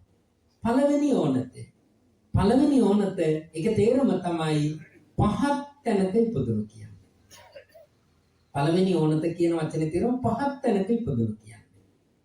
දෙවෙනි ඕනත කියන වචනේ තේරුම පහත් විදියට ජීවත් වෙන කියන්නේ. එහෙනම් අපේ බුදුහාමුදුරුවෝ මේ පළවෙනි පුජ්‍යලයා දේශනා කරනවා ඕනතෝ පහත් තැනක ඉපදිලා පහත් විදියට ජීවත් වෙන. දෙවෙනි පුජ්‍යලයා ඕනත කියන්නේ පහත් තැනක ඉපදුණු උන්නත කියන්නේ උයන්නෙන් පටන් ගන්නේ අක්ෂරය ඌ වෙනවා. එතකොට අර්ථය වෙනස් වෙනවා. උන්නත කියන්නේ උසස් විදියට ජීවත් වෙනවා. ඉපදින්නේ පහත් තැනක ජීවත් වෙන්නේ උසස් විදියට. තුන්වෙනි පුජ්‍යලයා උන්නත ඕනත වචන දෙක මාරු වෙනවා. පළවෙනි වචනේ උන්නත, දෙවෙනි වචනේ ඕනත. උන්නත කියන්නේ උසස් තැනක උපදිනවා, ඕනත කියන්නේ පහත් විදියට ජීවත් වෙනවා. හතරවෙනි එක කියන උන්නතෝ. ඒක තේරුම ඔය පින්නතුන්ට තේරෙනවා උසස් තැනක ඉපදිලා උසස් විදියට ජීවත් වෙනවා. මෙන්න මේ පුජ්‍යල වර්ග හතර මනුස්ස ලෝකේ ඉන්නවා. සන්තෝ ඉන්නවා. බලනකොට පේනවා. ඇයි මේ හතර දේශනා කළේ එක එක්කෙනාට ආදේශ කරන්න නෙමෙයි. තමන් දිහැරිලා මං කොතනද ඉන්නේ බලන්න. ඒක නුගා. ඔයකට අපි ප්‍රඥාවන්ත වෙනවා කියන්නේ. ඒක නිසා ඔන්න හතර දෙනා. දැන් අපි එක එක්කෙනා විස්තර කරමු. දැන් වෙලා 8:10යි. මම බණ පටන් ගන්නකොට 7:20ට. පිළි අරගෙන සේරම වෙනකොට 7:20යි. තවන පැය හරියේ තම විනාඩි 10ක් කියලා 8:00මාරට නවත්තනවා. ඊට කලින් නවත්ත ගන්න ඕන චූටි කෙමක් කියන්නම් කරන්න හරිනේ. බණ නවත්ත ගන්න කෙමයි 8:00මාරට නවත්තනවා. ඊට කලින් ඕන. ක්ෂණිකව නැගිටින්න. කවුරු හරි එක්කෙනෙක්. පෙරලගෙන යන්න. තේරුණා නේද? ඒකට මම දන්නවා වැඩි ඇති කියලා දෙයියන්ට පින් දුන්නා බන්නේ. ඒක තමයි කෙම. දැම්ම කරන්න එපා. දැම්ම කෙම කරුවොත් මාත් කෙමක් කරනවා ඉඳ ගන්න. හරිනේ? එහෙමව දන්නවා. හොඳයි. අපි පළවෙනි එක්කෙනාට යනවා. ඔන්න බුදුහාමුදුරුවෝ ඊළඟට විස්තර ඇතුව දේශනා කරනවා. කතමෝච වික්කවේ ඕනතෝ පුද්ගලෝ කාටද මහණෙනි මේ ඕනතෝ පුද්ගලයා කියන්නේ? ඉද වික්කවේ එකච්චෝ පුද්ගලෝ නීචේ කුලේ පච්චාජායති. චණ්ඩාල කුලේවා වේන කුලේවා නේසාද කුලේවා පුක්කුස්ස කුලේවා රතකාර කුලේවා කනීවා කුනීවා ඔන්න විස්තරයක් දේශනා කරනවා. තමක සිංහලට දාන්න. ඉද වික්කවේ මහණෙනි මේ ලෝකේ එකච්චෝ පුද්ගලෝ එක ගැහණු කෙනෙක් පිරිමි කෙනෙක් පච්චාජායති ඉපදිනවා නීචේ කුලේ පහත්යි සම්මත කුලේ. ඔන්න උදාහරණයක් ගන්නවා අපේ බුදුහාමුදුරුවෝ චණ්ඩාල කුලේවා සැඩොල් කුලේ හරි වේන කුලේ හරි නේසාද කුලේ හරි පුක්කුස්ස කුලේ හරි රතකාර කුලේ හරි ඔය කුල පහෙන් දිනුව පහත් කුල කියලා. මෙන්න මෙහෙම කුලයක උත්පත්තිය ලැබෙනවා. ඊළඟට කණීවා කුණීවා විකෘති රූපයක් තියෙනවා, අවයව විකෘති තත්වයක තියෙනවා, රූපය දුර්වර්ණ වෙනවා, ඒ වගේම ඇසේ කනේ ආබාධය තියෙනවා. එතකොට දැක්කහම පිළිකුල් සාගතයි. එතකොට ඒ වාගේ රූපෙන් විකෘතියක් තියෙනවා. තුන්වෙනි කාරණේ දේශනා කරනවා, යාට ආහාර හරියට ලැබෙන්නේ, කෑම බීම ලැබෙන්නේ, ඇඳුම් පැළඳුම් හරියට ලැබෙන්නේ, ඒ වගේම ඉඳ හිටින්න නිවසක් ඉඩමක් නැහැ. යා රැකියාවට ගොඩක් මහන්සි වෙනවා. මහන්සියේ තරමට සරිලන බත්ත වේතන බත්තටුප් ලැබෙන්නේ. යා ගොඩක් මහන්සි වෙනවා. ඔන්න ඔය කියන සාධක ඇතුව මේ ලෝකෙ කෙනෙක් උපදිනවා. තේරුණා නේද? අන්න එහෙම ඉපදුණු කෙනා බුදුහාමුදුරුවෝ දැකලා දේශනා කරනවා ඕනත පහත් තැනක ඉපදුණු කියලා. තනෝයි පින්නතුන්ට හිතේ මෙහිම ඉපදෙන්නේ සමාජාස නෑ. හේතුව ඇතුව. හේතුත් බුදුහාමුදුරුවෝ දේශනා කරනවා. ඒ කෙනෙක් පහත් තැනක පහත් කුලයක උපදින්නේ. දැන් මේ කුල ක්‍රමයේ කියන එක බුදුරජාණන් වහන්සේ ප්‍රතික්ෂේප කරනවා. හැබැයි සමාජයේ දාසිකාට අද සිට හෙටටත් මේක තියෙනවා. උස් පහත් ભેදේ තියෙනවා. එක එක නම් වලින් එනවා මේක. තේරුණා නේද?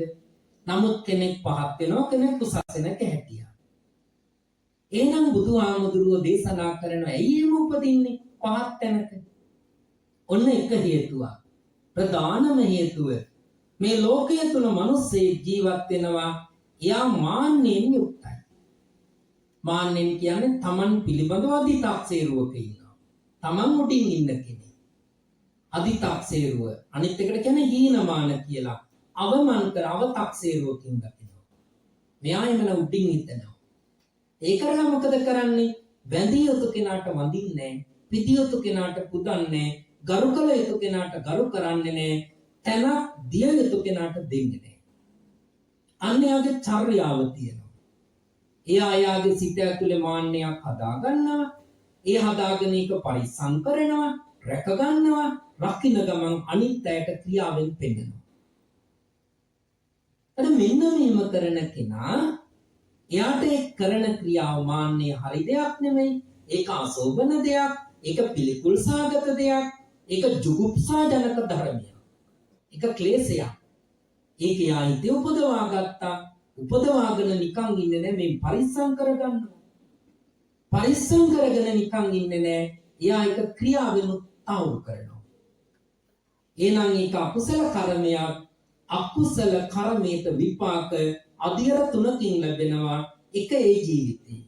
ඒ ජීවිතේ ලැබෙනවට ditta ධම්ම වේදනීය කියනවා. කොහොමද ලැබෙන්නේ? එයා යනවා මල ගෙදරකට. මල ගෙදරකට යනවා, මිනිස්සු ගණන් ගන්නේ නැහැ. එයානෝ තමන්ගේ මගුල් ගෙදරකට හිතාගෙන යනවා, සත්ත පහකට ගණන් ගන්නේ නැහැ. යනවා පන්සලට. පන්සලේ ලොකු වැඩ කරන ආඳුරොත් ඉන්නවා, හිතාගෙන යනවා ආඳුර සත්ත පහකට ගණන් ගන්නේ නැහැ. ගෙදර එනවා, තුට්ටුවකට මායිම් කරන්නේ. එයා හිතාගෙන ඉන්නවා මම මහන්සි වෙනවා, මම දඟලනවා, මම මෙහෙම කෙනෙක්, මට මෙතන තැනක් ලැබෙයි. කිසි කෙනෙක් ගණන් ගන්නෑ. අන්න ditta ධම්ම වේදනීය විපාක. රැකියාව කරන තැනට යනවා, තනතුරෙන් උසස් නිලයක් දරනවා. ඒ උනාට එතන ඉන්න කට්ටිය කියාල් කරන්නේ මෙහෙම හිටියට මං ඉංග්‍රීසි දන්නවා. ඒකයි කියාල් කිව්වේ. ගණන් ගන්නෙ නෑ. දැන් හිතන මොකක්ද දෙන්නේ? පීඩනයක් එනවා. ඇයි Taman පිළිබඳ උඩ තත්ත්වයක තියලා ඉන්නවා. හිතනවා සමාජෙ පිළිගනී කියලා. සමාජයට ගියාට පස්සේ තුට්ටුවකට මායිම් කරන්නේ නැහැ. අන්න පීඩනයක් එනවා. ඒක තමයි විපාකය. මානෙනි මෙයා මරණයටපත් වෙනවා. ඒකෙන් උත්පත්තිය ලැබුවොත් සතර අපායේ තිරිසන් ප්‍රේත ලෝකයක උපදිනවා. ඒත් උපදින්නේ පහත් මට්ටමේ. ඒ සමහර පණුව කියනවා, කූඩැහුළු කියනවා නේද? එහෙම අර හිලා දැකලා කතා කරන්නේ එහෙම උපදිනවා. එහෙම නැතුව වෙනත් පිනකින් මිනිස්සෙක් වෙලා ඉපදුනොත් ප්‍රවෘත්ති විපාකයක් විදියට මෙයාට මානෙ ඇවිත්ලා නීචේ කුලේ පච්චාජායති තත්කාලීන සමාජය තුළ පවතින පහත් කුලයක උපදිනවා. එහෙනම් මේ පහත් කුලයේ කියන එක සමාජ ක්‍රමයේ වැරැද්දක් නෙමෙයි, මා විසින්ම නිස්පාදනය කරගෙන මා විසින්ම පරිස්සම් කරගෙන මා විසින්ම ක්‍රියාවට නංවලා ඒකෙන් අනිත් අයට පීඩනෙත් දීලා අන්න ලැබිච්ච ප්‍රතිඵලය. එනම් පහත් තැනක ඉපදුනා. ඔන්න පහත් කෙනාය. දෙවැනි එක කණීවා කුණීවා එයාගේ රූපය හරි විකෘති. කැත යසෝබනයි. එකපාරක් බැලුවොත් ආයි බලන්න හිතෙන්නේ නැහැ. ඇයි එහෙම වෙන්නේ? ඒකටත් හේතුව දේශනා කරනවා. ඒක ඥානවල ගැටලුවක් හරි මොකක් හරි නෙමෙයි. පදනමක් තියෙනවා. මොකද්ද පදනම? බුදුහාමුදුරුවෝ දේශනා කරනවා. ඒකට හේතුව තමයි එයාගේ සිතේ එයා ඉතා තදින් ක්‍රෝධය, වෛරය, තරහ කියන එක පරිසම් කරනවා. අප්පම්පි වුත්තං චූට දෙයක් කියන මෙන්න කේන්ති ගන්නවා. ඒ කේන්ති අරගෙන නිකන් ඉන්න එක යා පාතු කරෝති පිට කරනවා. ඒ පිට කරනකොට අනිත් අයට දැනෙනවා. තරහ ගන්නවා, කේන්ති ගන්නවා. ඒ තරහ ඒ කේන්තිය එයා සැනින් පිට කරනවා. තවපින්නතුන් බලන්න තරහ ගියාට පස්සේ පිට කරන වචන. තරහ ගියාට පස්සේ හිතන જાති. මක බෑ වේවා, හැඳි ගෑ වේවා නේද? ඊට පස්සේ මක බෑ වෙන්නෙත් නෑ, හැඳි ගෑ වෙන්නේ නෑ. ඊට පස්සේ යනවා දීනිගමට. ගිහිල්ලා ඉවරලා ඔරුවෙන් එහා පැත්තට ගිහිල්ලා තියෙන අවලාද පූජාව. එතනින් හරියයි කියලා. ගෙදර ඇවිත් බලනකොට අපූර්වට උදේට ලැහැත්ති වෙලා පාරේ යනවා. එයා ඉනාවෙවි නෝනත් හරි මහත්තයත් හරි දරුවොත් හරි එක්කලා යනවා. වාහනයකත් යනවා. හොඳට කාලා බීලා ඉන්නවා. අපි පිච්චි ඉන්නවා.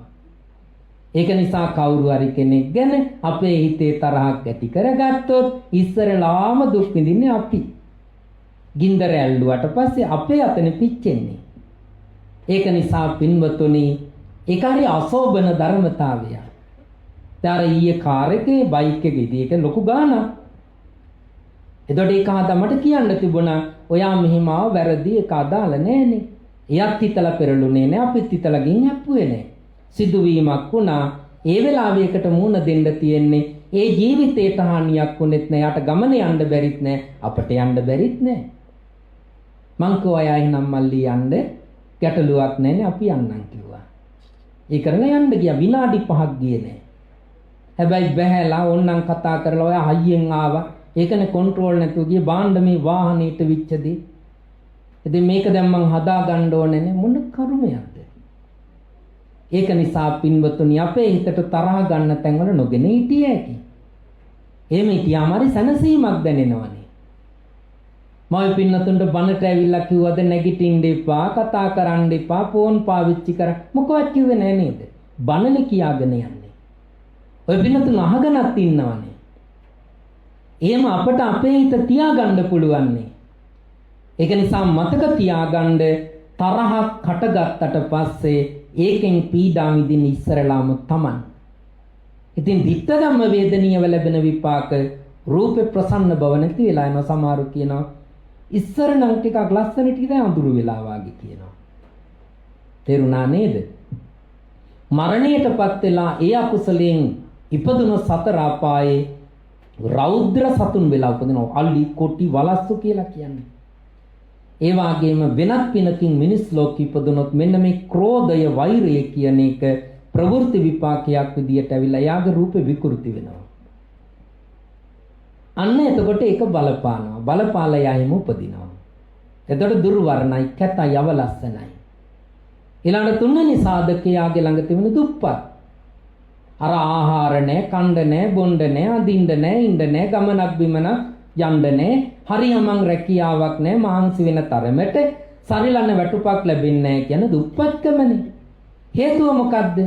බුදුහාඳුරෝ දේශනා කරනවා සාධක තුනක්. දුප්පත් වෙන්න බලපාන එක සාධකයක් දන් දෙන්නේ නැහැ. දන් දෙනවා කියන්නේ මොකද්ද?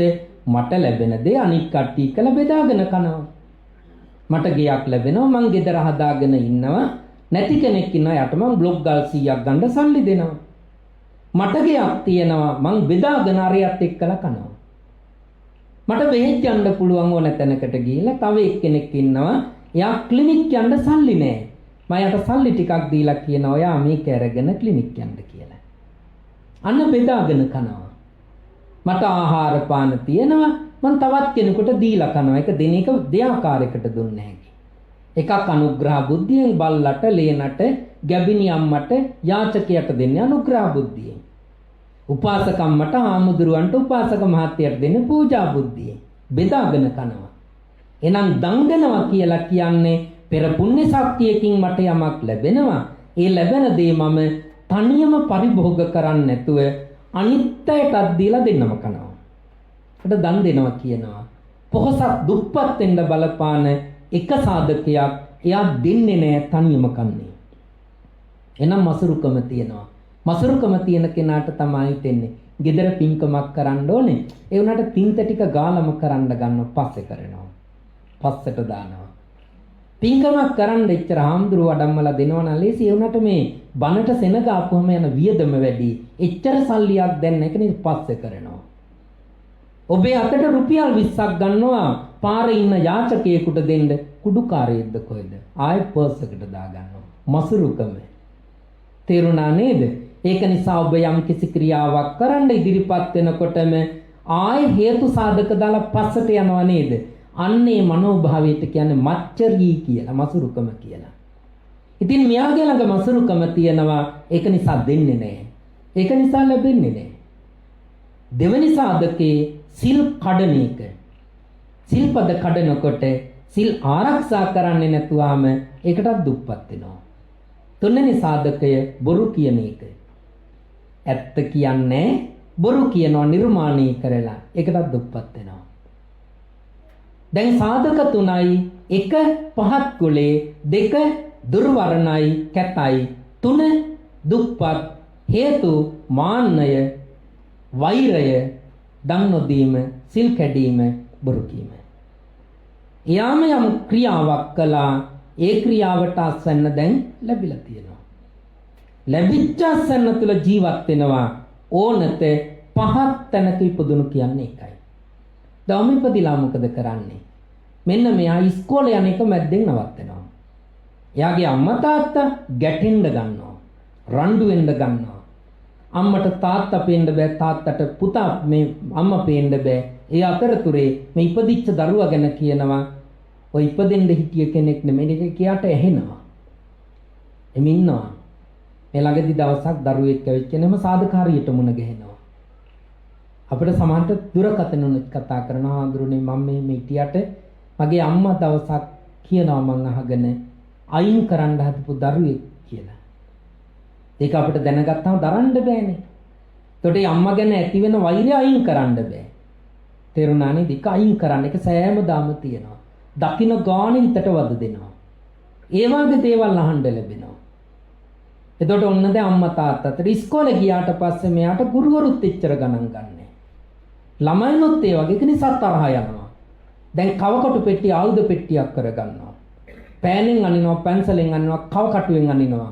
ඒක නිසා අපට නඩු වෙනවා. ඒක නිසා පන්තිය කොන් කරනවා මත් රාඩ ළමයි කියලා. ඊට පස්සේ හරියට අකුරු බෑ. ඉගෙන ගන්න හිතෙන්නේ නැහැ.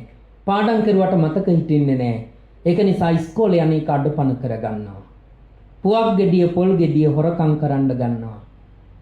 මිනිහෙක් මොකක් හරි කියනකොට එකට එක කියන අම්මා එක්ක තාත්තා එක්ක එකට එක කියනවා. තමන්ගේ මතේ දිනනවා.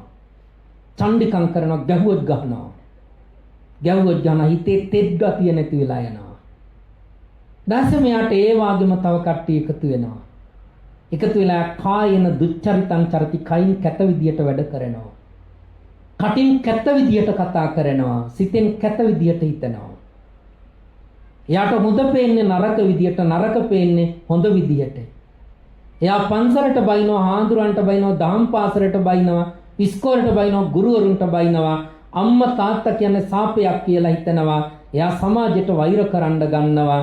අනිත් අය රිද්දපුවම තමයි යට සතුටක් ලැබෙන්නේ. එයා උත්සාහ කරන්නේ අනිත් අය අඬවලා hina වෙන්න. ඔය ආකාරයට ජීවත් වෙනවා. එයා තව ටිකක් යනවා. ඊට පස්සේ කුඩු ඔය වගේ දේවල් වලට යොමු වෙනවා. දැන් මෙයා පාරේ බහැලා ගෑනු ළමයෙකුට යන්න දෙන අනිත් අයගේ පවුල් අස්සට රිංගනවා. ඒවා දිදර වෙනවා.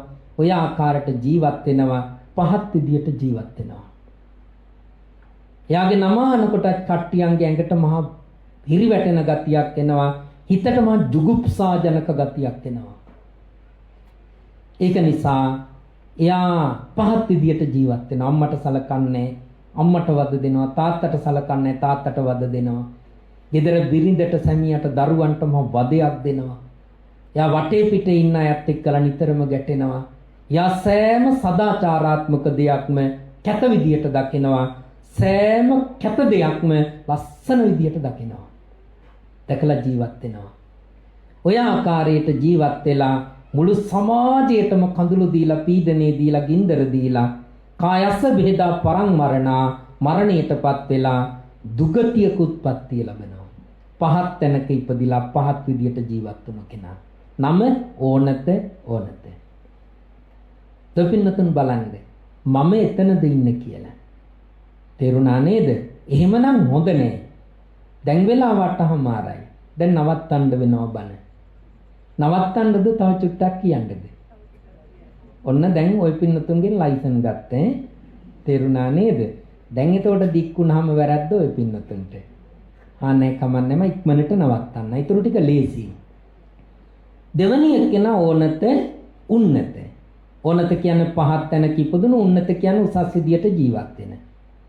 එයාට පහත් තැනක උපදිනවා පෙර විදියටම. එයා ජීවත් වෙන උසස් විදියට. එයා කල්පනා කරනවා මං පෙර අකුසල් කරන්න ඇති. ඒක නිසා තමයි මට මේක ලැබුණේ. හරි හොඳ සිතුවිල්ල. අපේ මේ රටේ ජීවත් වුණු මිනිස්සු ඉස්සර පොත පෙරලනකොට පොතට වඳින අදටත් මම ඒක කරනවා. පොතට වැඳලා කටයුතු කරන එක ඉස්කෝලෙන් කියලා දුන්නේ. අදටත් කරනවා. ගහට නගින්න පෙර ගහට වඳිනවා. ගහක් කපන්න පෙර ගහට කතා කරලා අවසර ගන්නවා. අර සියටෙල් කියන්නේ නේද? රතු ඉන්දියානු නායකයා. මගෙන් ඉල්ලනවා කොහොමද මම මේක දෙන්නේ? එයා කියනවා මගේ මේ ජීවය මේකත් එක්කලා තියෙන්නේ. ඒක නිසා අදටත් සියටෙල්ට මිනිස්සු ගරු කරනවා.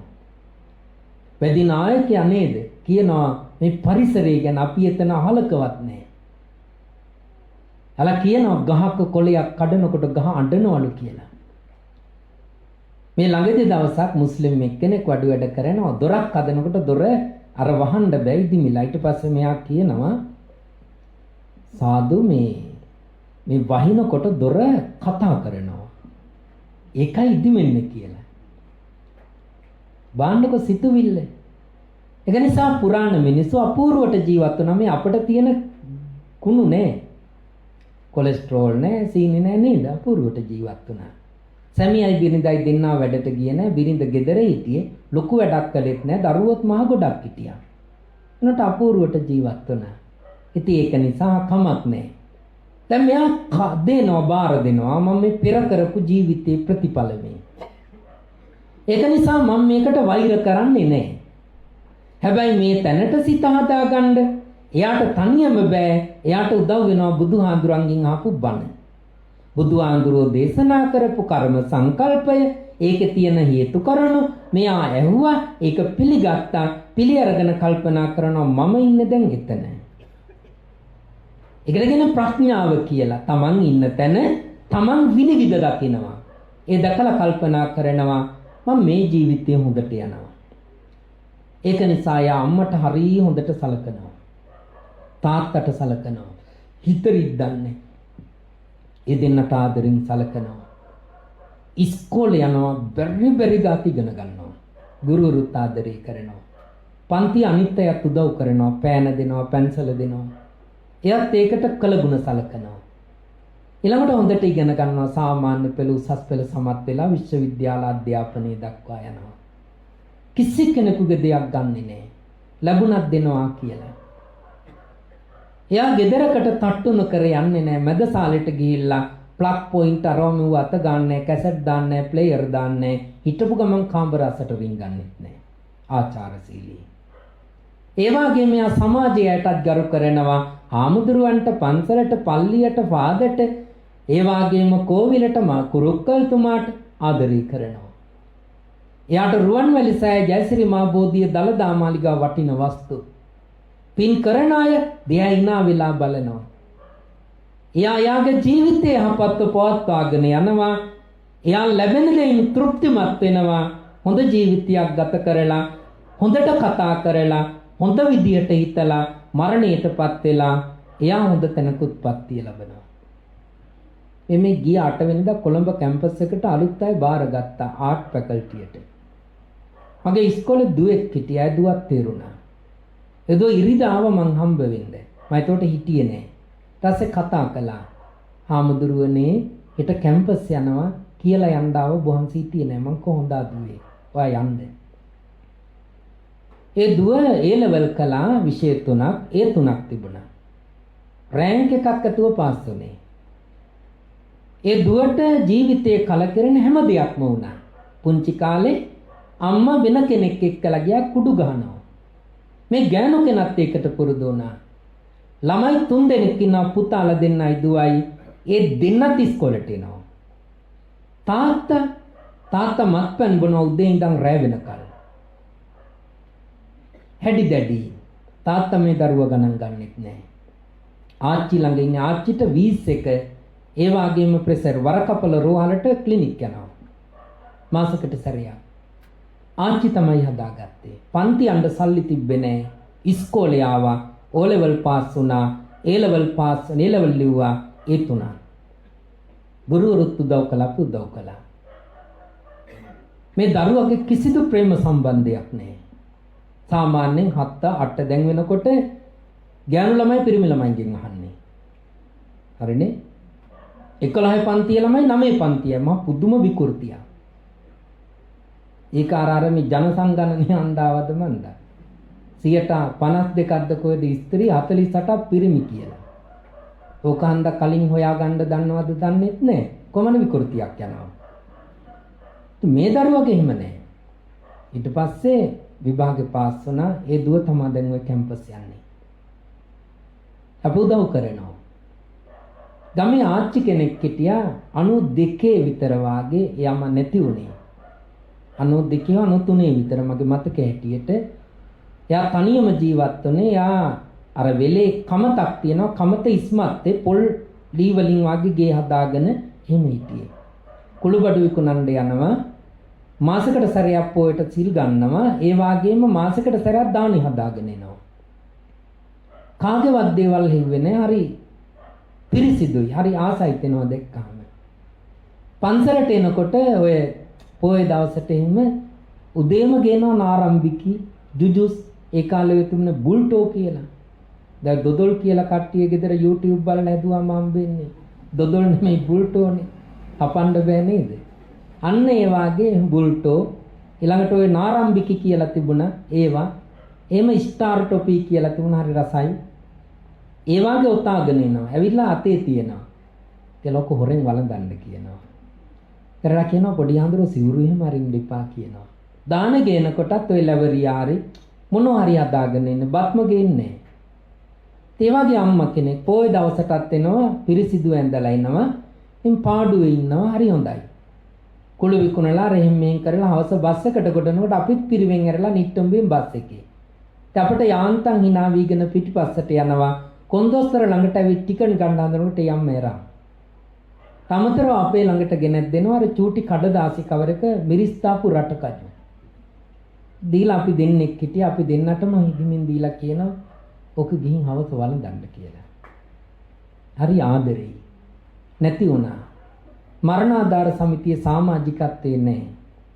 ඒ වුණාට පින්නතුනේ ගමේ පිරෙන්න කට්ටිය ආව හඩ් ගහලා දවස් දෙකක් මృత ශරීරය තියලා කනත්තට පෙරහැර ගෙනිච්චේ.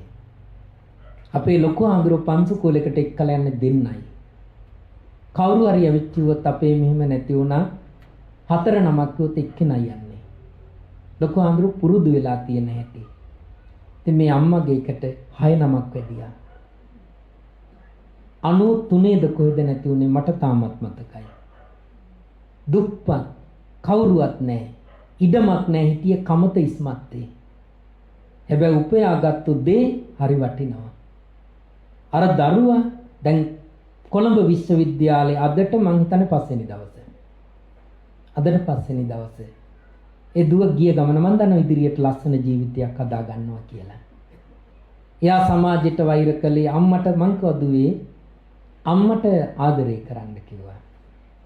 අම්මා බිහි කරුවානේ. තාත්තට ආදරේ කවදාක්වත් දෙන්නට වෛර කරන්න එපා කිව්වා. ආච්චි පරිස්සම් කරලා බලා ගන්න කිව්වා. ඒක නිසා අපේ හදවතට හොඳ ಜಾති ගත්තාම දුප්පත්කමකට බාධාවක් නැහැ. ඒක නිසා පින්වතුනි පහත් තැනක ඉපදිලා අර පෙර අකුසල් නිසා ඒක හඳුනගෙන එයා එතනින් ඉඳන් ජීවිතේ ලස්සනට ගෙනියනවා. අපායක් කුණු බාල්දියක් මල් වත්තක් මල් වට්ටියක් බවට පත් කර ගන්නවා. ඒක හොඳයි. ඒක නිසා අපි යන්න ඕනේ දෙන්නේ. තුන්වෙනි එක්කෙනා උන්නත උසස් තැනක උපදිනවා. උසස් කුලයක උපදිනවා. පොහොසත් වෙලා උපදිනවා. ලස්සන වෙලා උපදිනවා. ඒ හේතුව ඇතුව උසස් කුලයේ උපදින්නේ මොකක් නිසාද? නිහතමානීව කටයුතු කරනවා. වඳින්න ඕනෑට වඳිනවා, පුදනවා, ගරු කරනවා. ඒ තැන දෙනවා. Taman අධිතක්සේරුවකින් හිතන්නේ නැහැ. හැම කෙනෙකුටම නිහතමානීව ගරු කරනවා. ඒක කුසලයක්. එයා ඒක හිතේ ඇති කරගෙන, ඒක පරිස්සම් කරගෙන, ඒක අනිත් අයට කාන්දු කරනවා. ඒක නිසා සමාජයේ කියන අය හරි හොඳයි කියලා. එයාට ඒක ඒ ජීවිතේ විපාක දෙනවා. සමාජයට මල ගෙදර ගියත් මගුල් ගෙදර ගියත් මෙන්න තැන අපි මේයි කියලා බල හිටියේ දැන් ආවේ. කට්ටිය ළඟට එනවා කෝ මං දැක්කේ නෑනේ ගොඩ කාලෙකින් දැක්කේ. එහෙම කතා කරනවා. මල ගෙදරට ගියාමත් මගුල් ගෙදරට ගියාමත් පන්සලට ගියාම ආමුදුරෝ පණිවිඩයක් කවලා ගෙන්න ගන්නවා. අනිත් කට්ටිය එනවා මොකක් හරි කෙනාට අනේ මේ අයියාගේ නම දාන්නකෝ. ගෙදර නෑ යෝ අතරට ගියාමත් කියනවා මේක අපි අයියාගෙන් අහලා කරන්න ඕනේ කියලා. තනක් ලැබෙනවා. අන්න නියතමානිකමේ ප්‍රතිඵල. ඊළඟට මෙයා ඒකෙන් උත්පත්තිය ලැබුවාම උසස් කුලයක උත්පත්තිය ලැබෙනවා. එතකොට එයා පෙර පිනක් කළා. පින නිහතමානිකම ඒකට ඔන්න ප්‍රතිඵලය ලැබුණා. උසස්සේ සම්මත සාරවංශ කුලයක උත්පත්තිය ලැබෙනවා. එතකොට ගෞරවයක් තියෙනවා. ඊළඟට මෙයා හරි ලස්සනයි. උසට ගැලපෙන මහතට ගැලපෙන උස. ඒ වාගේම පංසු දේහධාරී කොමල ගතිය තියෙනවා. කාන්තාවක් නම් පිරිමි කෙනෙක් නම් හැඩි දෙඩි බව තියෙනවා. උරයිස් පළල් වෙලා තියෙනවා. ඒ වාගේම මේ අත දික් පංසු දේහධාරී කියලා කියන්න පින්නතුනේ මේ අත දික් කළාට පස්සේ දනිස්සට පල්ලෙහා යනවා. දැන් සමහරු දික් කරලා බලනවා. ඔහොම දික් කරුවට යනවා තමයි නමාගෙන ඉන්නේ හිටගෙන දික් කරලා බලන්නකෝ. එහෙම යන්නේ නැහැ. ඒක නිසා දැන් මම දන්නවා කට්ටිය මෙහෙම කරනවා. එහෙම යන්නේ නැහැ. අපේ ගොඩක් උඩින් තියෙන්නේ. කටේ දත් කීයක් තියෙනවද? ඔය පින්නතුන් කියයි 32ක් කියලා ගණනලා බලන්නකෝ. දැන් ගයින්ව නේද? 32 නෑ. හරිනේ? ඒක නිසා පින්නතුන් මේ සියල්ල පිහිටන්නේ වාසනා ගුණයට. බුදුරජාණන් වහන්සේගේ ශරීරය එහෙමයි. චක්කවරංකිත රත්ත සුපාදෝ ලක්කන මන්දිත ආයත පන්නි. හරි ලස්සන රූපයක්. ඒ රූපය උන්වහන්සේට පිහිටියේ පුණ්‍ය ශක්තියින් නිසා. අදටත් බලන්නකො මේ රූපේ මේකටවත් සමාන කරන්න බෑ. ඒක නිසා ලස්සන රූප සම්පත්තියක් එයාට ලැබෙනවා. කොහොමද ලැබෙන්නේ? එයා මෛත්‍රී සිතින් කටයුතු කරනවා. එයාට ඉවසන්න පුළුවන්, දරා ගන්න පුළුවන්. ඔරොත්තු දීමේ මනෝභාවයක් එයා ළඟ තියෙනවා. මෛත්‍රිය කියන්නේ මොකද්ද? සිතින් සිතන සිතුවිල්ල. මම ලබන, මං බලාපොරොත්තු වෙන, මං අපේක්ෂා කරන සතුට මේ ලෝකේ පණ තියෙන හැම කෙනෙකුටම ලැබෙන්න කියලා සිතින් දකින සිතුවිල්ලට තමයි මෛත්‍රී කියන්නේ. ඔය නිදුක් වෙත්තා, නිරෝගී වෙත්තා, සුවපත් වෙත්තා කියලා කටින් කිව්වට ඒක මෛත්‍රිය නෙමෙයි, ඒක මතුරණ එක. නේද? මම නිදුක් වෙම්මා, නිරෝගී වෙම්මා මොකටද මට ප්‍රාර්ථනා කරන්නේ? හිත මගේ නම් තරහ ඇති වෙන්නේ හිතේ නම් ඉති අයින් කරගන්නකෝ. තේරුණා නේද? ඒක නිසා මම තරහ නැත්තේක් වෙම්මා නෙමෙයි, මම තරහ නොගනිමි. මම වෛර නැත්තේක් වෙම්මා මොකටද ප්‍රාර්ථනා කරන්නේ? හිත මගේනේ. මම වෛර නොකරමි. තේරුණා නේද? එමයි තමන්ට මෛත්‍රී කරන්නේ. මම වෛර නොකරමි. ඉතින් වෛරය ඒ වෙලාවේ තියෙන්න බෑ. වෛරය ඇති වෙන්නේ කවුරු ගැනද? පණ ඇති අය ගැනයි, පණ නැති අය ගැනයි. තෙල් ගණ යනකොට ඔන්න වෛරය ඇති වෙනවා. තේරුණා නේද? හයියෙන් වහිනකොට වැස්ස ගැන වෛරය ඇති වෙනවා. පණ නැහැනේ. ඒ අතරතුරේ ට්‍රම්ප් ගැන වෛරය ඇති වෙනවා. පණ තියෙනවනේ. ඔය ಜಾති දෙක ගැන තමයි වෛරය ඇති වෙන්නේ. ඒක සිතුවිල්ලක් හටගන්නේ හිතේ. එවලේ හටගත්තේ. කලින් තිබ්බේ නෑනේ.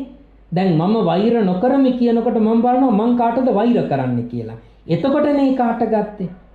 ඊට කලින් ওই පින්නතුන් වෛර ගැන නෙමෙයි හිතුවේ ඉඳගන්නේ කොහොමද කියලානේ. ඊට පස්සේ හිතුවේ ඉස්සරලාම කරන්නේ ආනාපාන සතියද මෛත්‍රෝවනේද හිතන්නේ. දැන් වෛර නොකරමි කියලා කියනකොට නේද ට්‍රම්ප් ගැන එහෙම ආවේ. සිතුවිල්ලක් නේද අයින් කරන්නකෝ. එතකොට ඔබට පේනවනේ මගේ ළඟ වෛරය නැහැ කියලා. අන්න මෛත්‍රිය. මම තරහ නොගනිමි. තරහ ඇති වෙන්නේ දැන්නේ. ඒක අයින් කරන්න පුළුවන්නේ. අයින් කරුවම හිනාව තියෙනවනේ මූණේ. ඒක නිසා ඉස්සරලා මට මෛත්‍රී කරනවා. ඊළඟට මම මේ ඉන්න සතුට, මම මේ ඉන්න සනසිලිදායක බව මේ විශ්වය තුල, සක්වල තුල, ලෝකයේ තුල ජීවත් වෙන හැම කෙනාටම ලැබෙන්න කියලා ඒ සතුටින් ඉන්න හැටි හිතෙන් දකිනවා. කූඹියා, බල්ලා, පණුවා, ට්‍රම්ප්, නෙතන්යාහු hina වෙලා ඉන්න හැටි දකිනවා. තේරුණා නේද? එතකොට ඔබට රිදෙන්න දෙයක් නැහැ. අන්න ඒකට නම් මෛත්‍රී කියනවා. අරක වචන හිතනවා. මම නිදුක් වෙම්මා, නිරෝගී වෙම්මා, සියලු සත්වයෝ වෛර නොකරත්වා, තරහ නොගනිත්වා, මధుරුවෙක් කරකිනවා, වහපංකො දෙන්න, වැහුවා, දෑත බදලා ගැහුවා, ඇඹරුවා, සියලු සත්වයෝ දුකින් මිදෙත්වා කියලා මෛත්‍රී කරනවා. ඒ මෛත්‍රිය නෙමෙයි, ඒ මතුරණ එක. දැන් ඔබට කියලා දුන්නේ නියම විදිහට මෛත්‍රී කරන හැටි. දැන් බලන්න පුළුවන් නම් දැන් ඔබට සහනයක් දැනෙයි. අන්නේ මෛත්‍රිය කරනවා. ඒ මෛත්‍රී කරන නිසා යාගේ ජීවිතේ රූපේ ලස්සන වෙනවා. ඇත්තටම මෛත්‍රී කරන්න ඉවසන්න පුරුදුන හරි සහනයක් පින්වතුනි. මං ඉස්කෝලේ කෙන වැඩ කරන්නේ අවුරුදු 18ක් දැන්. එතන හරි සංකීර්ණයිනේ ගුරුවරු, දරුවෝ, දෙමව්පියෝ සේරම ගැටෙන අය. ඔය කට්ටියම මං දිහා බලන්නේ අමනාපයෙන්. කට්ටිය එක්කලා ගමනක් යනකොට ලීසි නෑ. ඒ වුණාට මං ඒ ගමන යනවා. මම රිදා ගන්නෙත් නෑ. එයාලට රිදෙන්න දෙන්නෙත් නෑ. තේරුණා නේද? ඒක නිසාවට ගනුදෙනු කරන්න හරි පාසි දැන් මෙතන බලන්නකෝ. ඔය පින්නතුන් කොච්චරක් පන්සලක් වාගේනේ.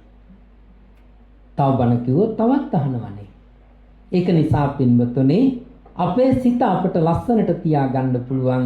ඒක තමයි කරගන්න ඕනේ. ඒකට තමයි මෛත්‍රී කියන්නේ. ඊළඟට යා පොහොසත් දන් දුන්නා, සිල් රැක්කා, ඇත්ත කතා කළා. ඒකට ලැබෙන විපාක. දන් දුන්නත් පොහොසත්, සිල් රැක්කත් පොහොසත්, ඇත්ත කතා කළත් පොහොසත්. කරුණු තුනට පොහොසත් වෙනවා. පොහොසත් වෙලා උපදිනවා.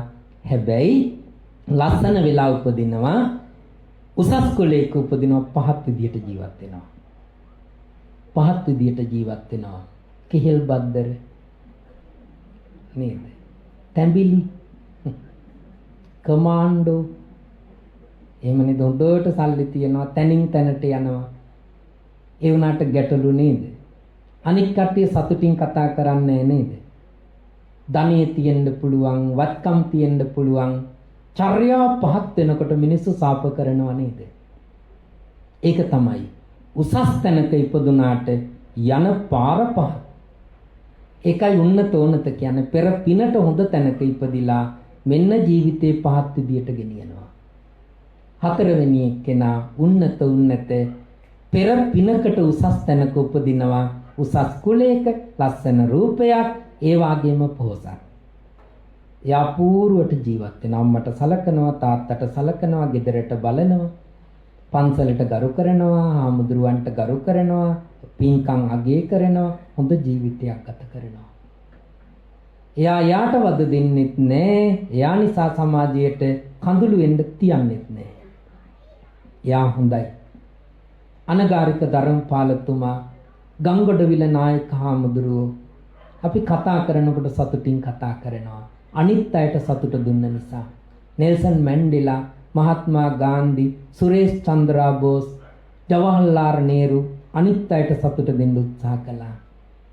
ඒක නිසා පින්වතුනි උසස් තැනක ඉපදිලා හොඳ විදියට ජීවත් වෙනවා නම් ඒක තමයි හොඳ.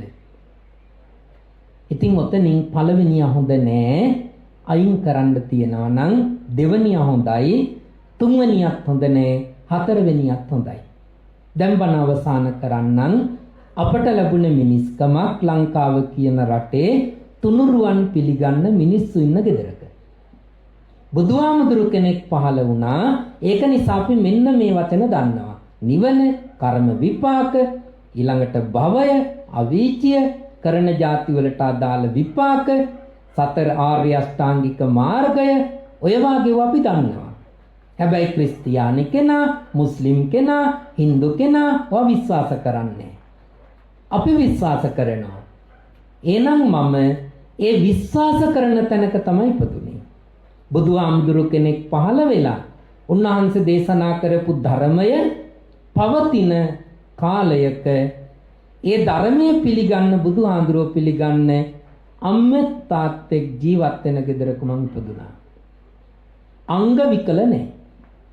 කල්පනා කරන්න පුළුවන් ඔලු ගෙඩියක් තියෙනවා. පින් කරන්න සිතුත් පහළ වෙනවා. හැම කෙනාටම මෙහෙම සිත් පහළ වෙන්නේ නැහැ. එහෙමනම් පින්වත්නි මම ඉල්ලලා නෙමෙයි මට අහම්බෙන් වටින ಜಾති පහක් ලැබිලා තියෙනවා.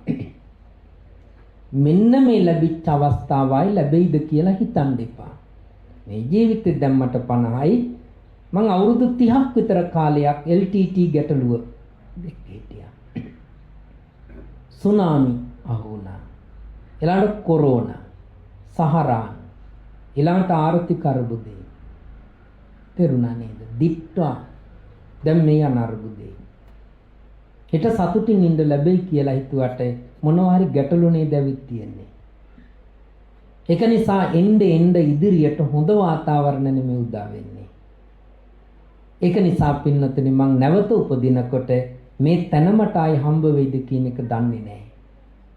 ඒක නිසා ලැබෙන අවස්ථාවක්, ඒ අවස්ථාව අපි අභියෝගයක් කරගන්නවා. අභියෝගයට සැලසුම් සහගතව මුණ දෙනවා. මුණ දෙලා ජීවත් වෙලා අභියෝග ජය ගන්නවා. ඒක නිසා මේ ලැබුණු ජීවිතේ සේරම කරන්න, රැකියා කරන්න, විවාහ වෙන්න, දරුවා හදන්න, සල්ලි හම්බ කරන්න, ගෙවල් හදන්න, ඉඩම් ගන්න, හැමදේම කරන අතරතුරේ නිවන් අවබෝධ කරගන්න අවසානට උපදින ආත්මය කියලා හිතාගෙන එකට කටයුතු කරන්න. විසාකාව අවුරුදු 7 දී සෝවාන් වුණා. එයාට සල්ලි හම්බ කරන්න, විවාහ වෙන්න, දරුවා හදන්න ඒක බාධාවක් උනේ නැහැ. විවාහ වුණේ සෝවාන් වුණු කෙනෙක් එක්ක නෙමෙයි, බොහොම නරක අදහස් තියෙන කෙනෙක් එක්ක. හැබැයි අත් හදාගත්තා. එයා විතරක් නෙමෙයි, යාගේ තාත්තත් හදාගත්තා. ඒකයි මිගාර මාතා කිව්වේ. බිම්බිසාර රජතුමා සෝවාන් වුණා. එහෙම වුණා කියලා රජය පාලනය කරන්න බාධාවක් උනේ නැහැ.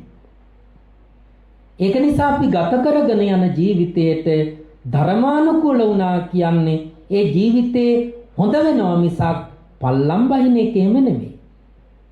ඒක නිසා හිතා ගන්න මං මේ ජීවිතේ මේ වෙනුවෙන් කටයුතු කරනවා කියලා. වැරදි තියෙනවා, අඩුපාඩු තියෙනවා. ඒක සාමාන්‍යයිනේ. මමත් එහෙමයි, ඔබත් එහෙමයි. 999ක් මිනිස්සු මැරුවා. ඒ ජීවිතේම පැවිදි වුණා. ඒ ජීවිතේම රහත් වුණා. මිනිමරුවෙකුටත් පැවිදි වෙලා රහත් වෙන්න පුළුවන්. අම්බපාලි ගණිකාව ඇඟවික්කා, සල්ලි වලට රන් කහවණු වලට පිරිමි ගොඩක් ළඟට ආවා. දවසක බුදුහාඳුරන්ගේ බණ ඇහුවා. ආනකොට මහාන වෙන්න හිතුණා. ගණිකාව පැවිදි වුණා. පැවිදි වෙලා ටික දවසකින් රහත් වුණා. දැන් රහත් තෙරණියා. සරකාණි ලිච්ඡවි වංශේ ශාස්ත්‍රීය කුලේ. සරකාණි උදේ ඉඳන් බොනවා. දවසක් බණ අහනකොට සරකාණි සෝවාන් වෙනවා. සිද්ධි 3ක් ගත්තේ. ඒක නිසා වැරදි අඩුපාඩු නැති කෙනෙක් නෑ. දෝසෝප්‍යස්ති ගුණෝප්‍යස්ති නිර්දෝසෝ නෛව ජායති. නිර්දෝෂ කෙනෙක් මෙදියත උපදනේ නැත. නිර්දෝෂී මිනිස්සු මේ ලෝකේ නෑ. ඒක නිසා අපේ ළඟ හැමදේම තියෙනවා. දක්ෂ වෙන්න ඕන කුණු අයින් කරන්න. දක්ෂ වෙන්නට ඕනේ Tamange ළඟ තියෙන හොඳ කල්පනා කරලා මතක තියාගන්න. ඒකලාම ජීවිතය හොඳට පවත්වගෙන යන්න එක බුදුන් වඳින්න පුරුදු වෙන්න විනාඩි 10ක් වෙන් කරගන්න. හොඳට පිරිසිදු වෙලා S2 පියාගෙන වාඩි වෙලා ලස්සනට ගාත කියලා බුදුන් වදින්න පුරුදු වෙන්න සතියක් කරලා බලන්න ඔබේ ඇති වෙන අභ්‍යන්තර පරිවර්තනය.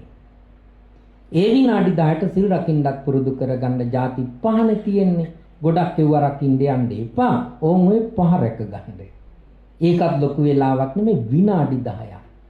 ඒ විනාඩි 10 ඔය පින්නතුන් සතෙක් මරන්නත් එපා, මරන්න හිතන්නත් එපා. පස්සේ මරා ගන්න. ඒ විනාඩි 10ට හොරකම් කරන්න, කාමයේ වරදව ඇසිරෙන්න, බොරු කියන්න, මත්ද්‍රව්‍ය යන්න එපා. දැන් සිලුත් රැකෙනවා. හැබැයි රකින්නේ අරමුණක් මේ ජීවිතේ නිවන් අවබෝධ කරගන්න. දවසකට පැය 24යි 6ක් නිදියවොත් 18ක් ඇහැරලා.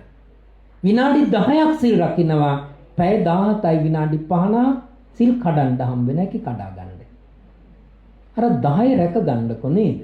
එක කමක් නැහැනේ. ඔය පින්නතුන්ට කඩන්න ඕන නම් පැය 17යි විනාඩි 50 මදිද? ඊටු ටික නිදනකින් ගන්න. විනාඩි 10 රකින්න. පුංචියට පටන් ගමු. දෙවැනි දවසේ 10ක් බුදුන් වැන්දා. තව 5ක් වැඩි කරලා සිල් 15ක් රැක්කා. ඊට පැය 17යි විනාඩි 45ක් කඩන්න තියෙනවා. රකින්න 15යි හොඳට රකින්න.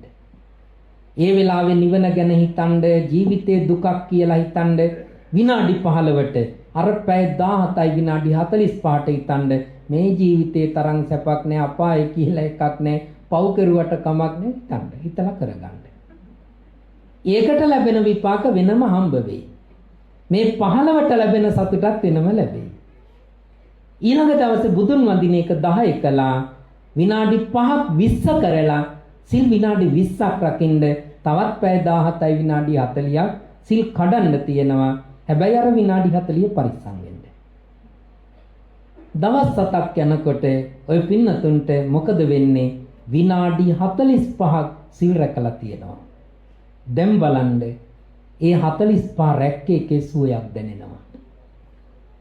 දැන් ඔබ භාවිතය තුළින් ක්‍රියාව තුළින් මේ ශික්ෂාපද රැකලා ආත්ම වින්දනයක් ලැබලා ඒ වින්දනේ කාලෙ දික් කරගන්න හිතනවා. අන්න ඔබ අනුක්‍රමයෙන් පරිවර්තනය වෙන හොඳ පැත්තට භාවිතය තුළින්. තේරුණා නේද? ඊළඟට දන් දෙන්න පුරුදු වෙන්න. දානේ දෙනකොට ලබන කෙනා සතුටු කරන්න බල්ලෙකුට කණ්ඩ දෙනවා නම් අනලා රසට කණ්ඩ දෙන්න. හිඟන්නෙකුට යාචකයෙකුට දෙනවා නම් ගැබිනි අම්මා කෙනෙකුට දෙනවා නම් බත් එක දිගාරිනකොට පෙරේත හිතෙන්න ඕනේ කණ්ඩ. උපාසකම් වලට දාන්න දෙනවා නම් ඉල්ලන්න ඕනේ දුවේ ඔය පොලොස් කෑල්ලක් තව දෙන්නකෝ කියලා. තේරුණා නේද? හාමුදුරන්ට දාන්න දෙනවා නම් උන්වහන්සේලාට මතක හිටින්න ඕනේ. බාණ්ඩක 93ද කොහෙද මැරිච්ච අම්මා ගෙනාපු ලැබරිය තාමත් මතකයිනේ. තේරුණා නේද? ඒක නිසා දන් දීලා කියවන්න යන්න එපා. තෘප්තිමත් වෙන්න දීලා සතුටු වෙන්න. පරණ ඇඳුම් දෙන්න එපා. අලුත් ඇඳුමක් පැකට් එකවත් කඩලා නැතුව දෙන්න. ඒක සුවඳයි. ඒක ආසාවෙන් අඳිනවා. ඇඳුම් ගන්න කල් විතරයි කුලප්පුව. එක දවසක් ඇඳට පස්සේ කුලප්පු ඉවරයි. හැමදේමත් එහෙම තමයි. නෙලා ගන්න බැරි හින්දායි උඹ ඔය තරමට ලස්සන නෙලාගෙන කිසිම මලක් නෑ ඒ තරමට ලස්සන. යම් දෙයක් ගැන හිතෙන් චිත්ත රූපයක් හදාගෙන ඒක ලං කරගන්න බලනවා.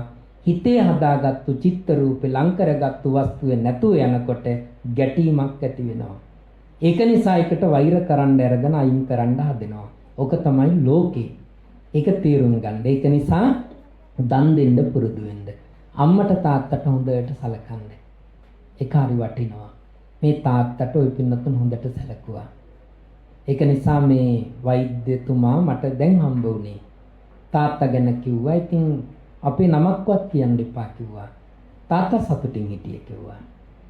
ඒක නිසා ඔය පින්නතුන් කවුරුත් එහෙමයි. තනුජ මහත්මියත් මට කිව්වා මෙහෙමයි කියලා.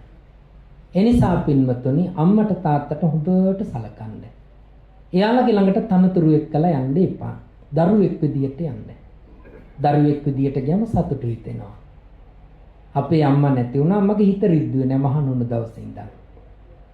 තාත්තගේ වයස දැන් 82ක් සීනිත් තියෙනවා. අසනීප තියෙනවා. ඒකට මං කියලා තියෙනවා කැමති දෙයක් කන්න කියලා. නියපොතු මම කපන්නේ. නියපොතු මම කපන්නේ අහනවා බේත් බිව්වද කියලා. අද ක්ලිනික් දවස් ගියාට පස්සේ 500 ගාණක් ලොසින් නවත්තගෙන. දැන් බනට ඉන්න පරක්කු නිසා මම මල්ලිට යන්න කියලා ෆෝන් එකකින් කතා කළා. ප්‍රයිවට් තැන් වලට යන්නේ මං කියලා තියෙන රජයේ රෝහලට යන්න මාත් යන්නේ එහෙමයි. යමෙලා බලනවා සියල්ල කරනවා. ඊට පස්සේ වතු පිටි වල රෝහලේ මං කො මන්ද ආයින ගමන් කතා කරන්නම් මං කො බය වෙන්න එපා ඔය.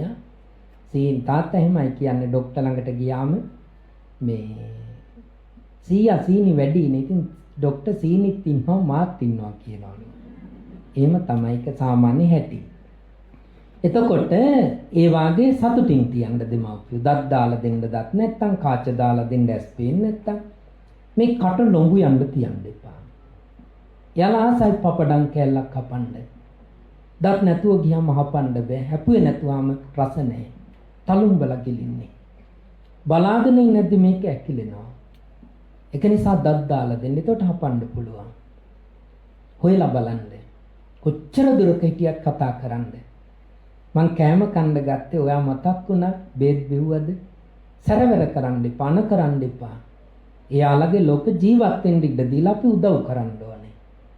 ඊයේ බණකට වැඩියා ටීවී එකේ බෞද්ධයා නුවර. ඒ අම්මගේ 5 උපන්දිනේ තාත්තගේ 10 උපන්දිනේ දරුවෝ එකතු වෙලා දෙන්නට ආශිර්වාද කරන්න බණක් කියුවා. ඒක හරි වින්දනයක්. ඒක නිසා අම්මා තාත්තා දෙන්නගේ ළඟ ඔබ දරුවෙක් විදියට යන්න. අලුත් වාහනයක් ගන්නවනම් අහලා බලන්න. මම මෙහෙම තියෙන එක විකුණලා අලුත් එකක් ගන්න හදන්නේ තාත්තේ කියලා. හරිය සතුටු වෙනවා. ඉඩමක් ගන්න අහලා බලන්නකෝ. එයාලනේ අපේ ජීවිතේ මෙතෙන්ද ගෙනාවේ.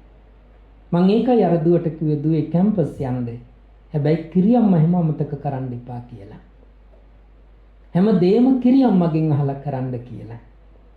ඒක නිසා දෙමව්පියන්ගේ ළඟ අපි දරුවෝ දෙන්න ඕනේ ආදරේ. එතකොට තමයි යාලා සතුටු වෙන්නේ. ඇස් දෙක වාගේ පරිස්සම් කරගන්න, රවන්න, සැර කරන්න ඉව එපා. එයාලා සතුටින් තියන්න, ඇඟ අත ගන්න, උරහිසට අත තියන්න, බත් කටක් ඉල්ලගෙන කන්න. ඒක රසයි කියන්න. ඒව තමයි හදවතේ රැඳෙන්නේ. කවුරු හරි අම්මෙක් තාත්තෙක් කියනවා නම් අනේ අපේ පුතා බුදු බව ලැබෙන්න ඕනේ. හොඳට බලනවා කියලා අර නියම සැලකිල්ල. මගේ දරුවට කිරි උතුරන්න ඕනේ. නියම සැලකිල්ල. එතෙන්ද යන්න. තේරුණා නේද? එයාලගේ මහ ගොඩක් බලාපොරොත්තු නැහැ. මගේ පුතා මතු බුදු එකක් කළොත් උඹේ අතින් බද්ද කටක් කවාපන්කො මට ඔච්චරයි ඉල්ලුවේ. 9යි වෙලාව. බන කිව්වා වගේ නෙමෙයි. ඔය පින්නතුන් තාම මගේ නහය වම් පැත්ත දැවෙත් නැහැ. කවුරුවත් එකපාරට නැගිටෙත් නැහැ. ඒක නිසා පින්නතනේ බන නවත්තන්නම් ඔය කරුණු ටිකක් කිව්වා නේද? ඒ ටික කරන්න ගන්නකො පුළුවන් නම් මොනවද කිව්වේ? බුදුන් වදින්න කිව්වා, සිල් රකින්න කිව්වා, දාන දෙන්න කිව්වා, දෙමව්පියන්ට සලකන්න කිව්වා. හැම දෙයක්ම දිහා hina වෙලා බලන්න කිව්වා. ඊට කලින් දන් දීම, සිල් රැකීම, ඉවසීම තියෙන වටිනාකනුත් කියලා දුන්නා. එහෙනම් ධර්ම දේශනාව මීට වඩා දික් කරන්නේ නැහැ. මම හරි සතුටු වෙනවා. විශාල පිරිසක් මෙතන ඉඳගෙන බණ අහනවා. අඩුම ගානේ පුංචි දරුවෙක්වත් හඬක් නැදුවේ නෑ. සෑම දිනම හොඳට බණ ඇහුවා. කවුරුවත් නිදාගත්තෙත් නෑ. නැගිටලා ගියෙත් නෑ. හැම කෙනෙක්ම හොඳට බණ ඇහුවා. පැයෙන් මට බණ නවත්තන්න තිබුණා. එහෙම නැවැත්තුවා නම් අපරාධයක්. ඒක නිසා තමයි මෙපමණක් වෙලා ධර්ම දේශනාව දේශනා කළේ. තනුජ මහත්තයා මට කිව්වා ආන්දරනේ 7ට විතර පටන් ගරන් පැයයි විනාඩි 10ක් කියලා නවත්තමු කියලා. මම ඇත්තටම හිතාගත්තා නෑ පැය 1යි විනාඩි 45ක්වත් කියනවා කියලා. ඒක අපත ගියේ නෑ. ඒක නිසා පින්වතුනි සෑම දිනම හොඳට බණ ඇහුවා. ඉතින් අපට ලැබුණු ජීවිතේ පවත්වාගෙන යන්න ඕන විදිහ ඔබට ඔය කියලා දුන්නේ. පටන් ගත්තෙත් hina වෙලා දැන් ඉන්නෙත් hina වෙලා. ඒ hinaව ඔබේ ජීවිතේට හැම කෙනෙකුටම ගන්න පුළුවන්. කරන්න ඕනේ මෙන්න මෙතන සකස් කරගන්න උත්සාහ කරන එකයි. ඒක නිසා ආකෘතියක් හදාගෙන ඒ ආකෘතියට අනිසේරම ඉන්න ඕනේ කියලා හිතුවොත් මං තරම් මෝඩෙක් නෑ. තේරුණා නේද? මගේ ආකෘතිය මං හදාගෙන ඒක ජීවත් වෙන ගමන් අනිත්‍ය ජීවත් වෙන දිහැ hina වෙලා බලන්න පුරුදු වුණොත් අන්න ඒ ජීවිතය හොඳයි. ඒක හදාගන්න. හරිනේ? හොඳයි එහෙමනම් බණ නවත්තනවා. මම ඔබට කෙටියෙන් කියලා දුන්නේ සසර දුක. ඒකේ ගමන් කරමින් ධර්ම මාර්ගය තුල නිවන කරා යන හැටි. ඉතින් සෑම දිනම හොඳට බණ ඇහුවා. අවසාන වශයෙන් මෙන්න මේ ටික සිහි කරගන්න. කලකිනි බුදු කෙනෙකුන් උපදින්නේ දුක කිනි මිනිසත් බව ලැබ ගන්නේ මේ දෙකිනි මේ සසර දුක් දුරලන්නේ සුදානෙනි කිමවි රිය නොකරන්නේ බුදුහාමුදුරු කෙනෙක් ලැබුණු එකේ ධර්මයේ ලැබුණු එකේ බෞද්ධයෙක් වෙලා ඉපදුණු එකේ අංග විකල භාවයෙන් තොරව ඉන්න එකේ ලබාගත් ජීවිතෙන් ප්‍රයෝජනයක් ගන්න. ඒ හැකියාව ශක්තිය අපි හැම දිනාටම ලැබේවා. ධර්ම මාර්ගය තුල ගමන් කරන්නට ශක්තිය ලැබේවා.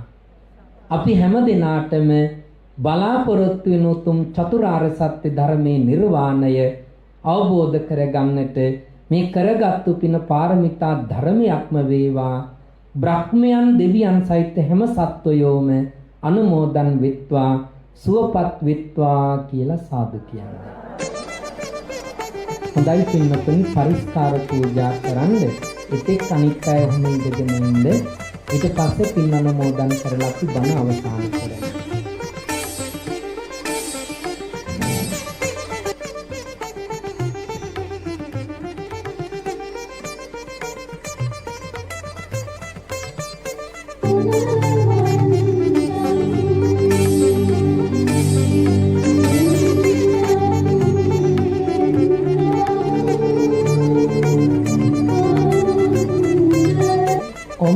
पूजा करने के अनिता साधु की पूजा करने के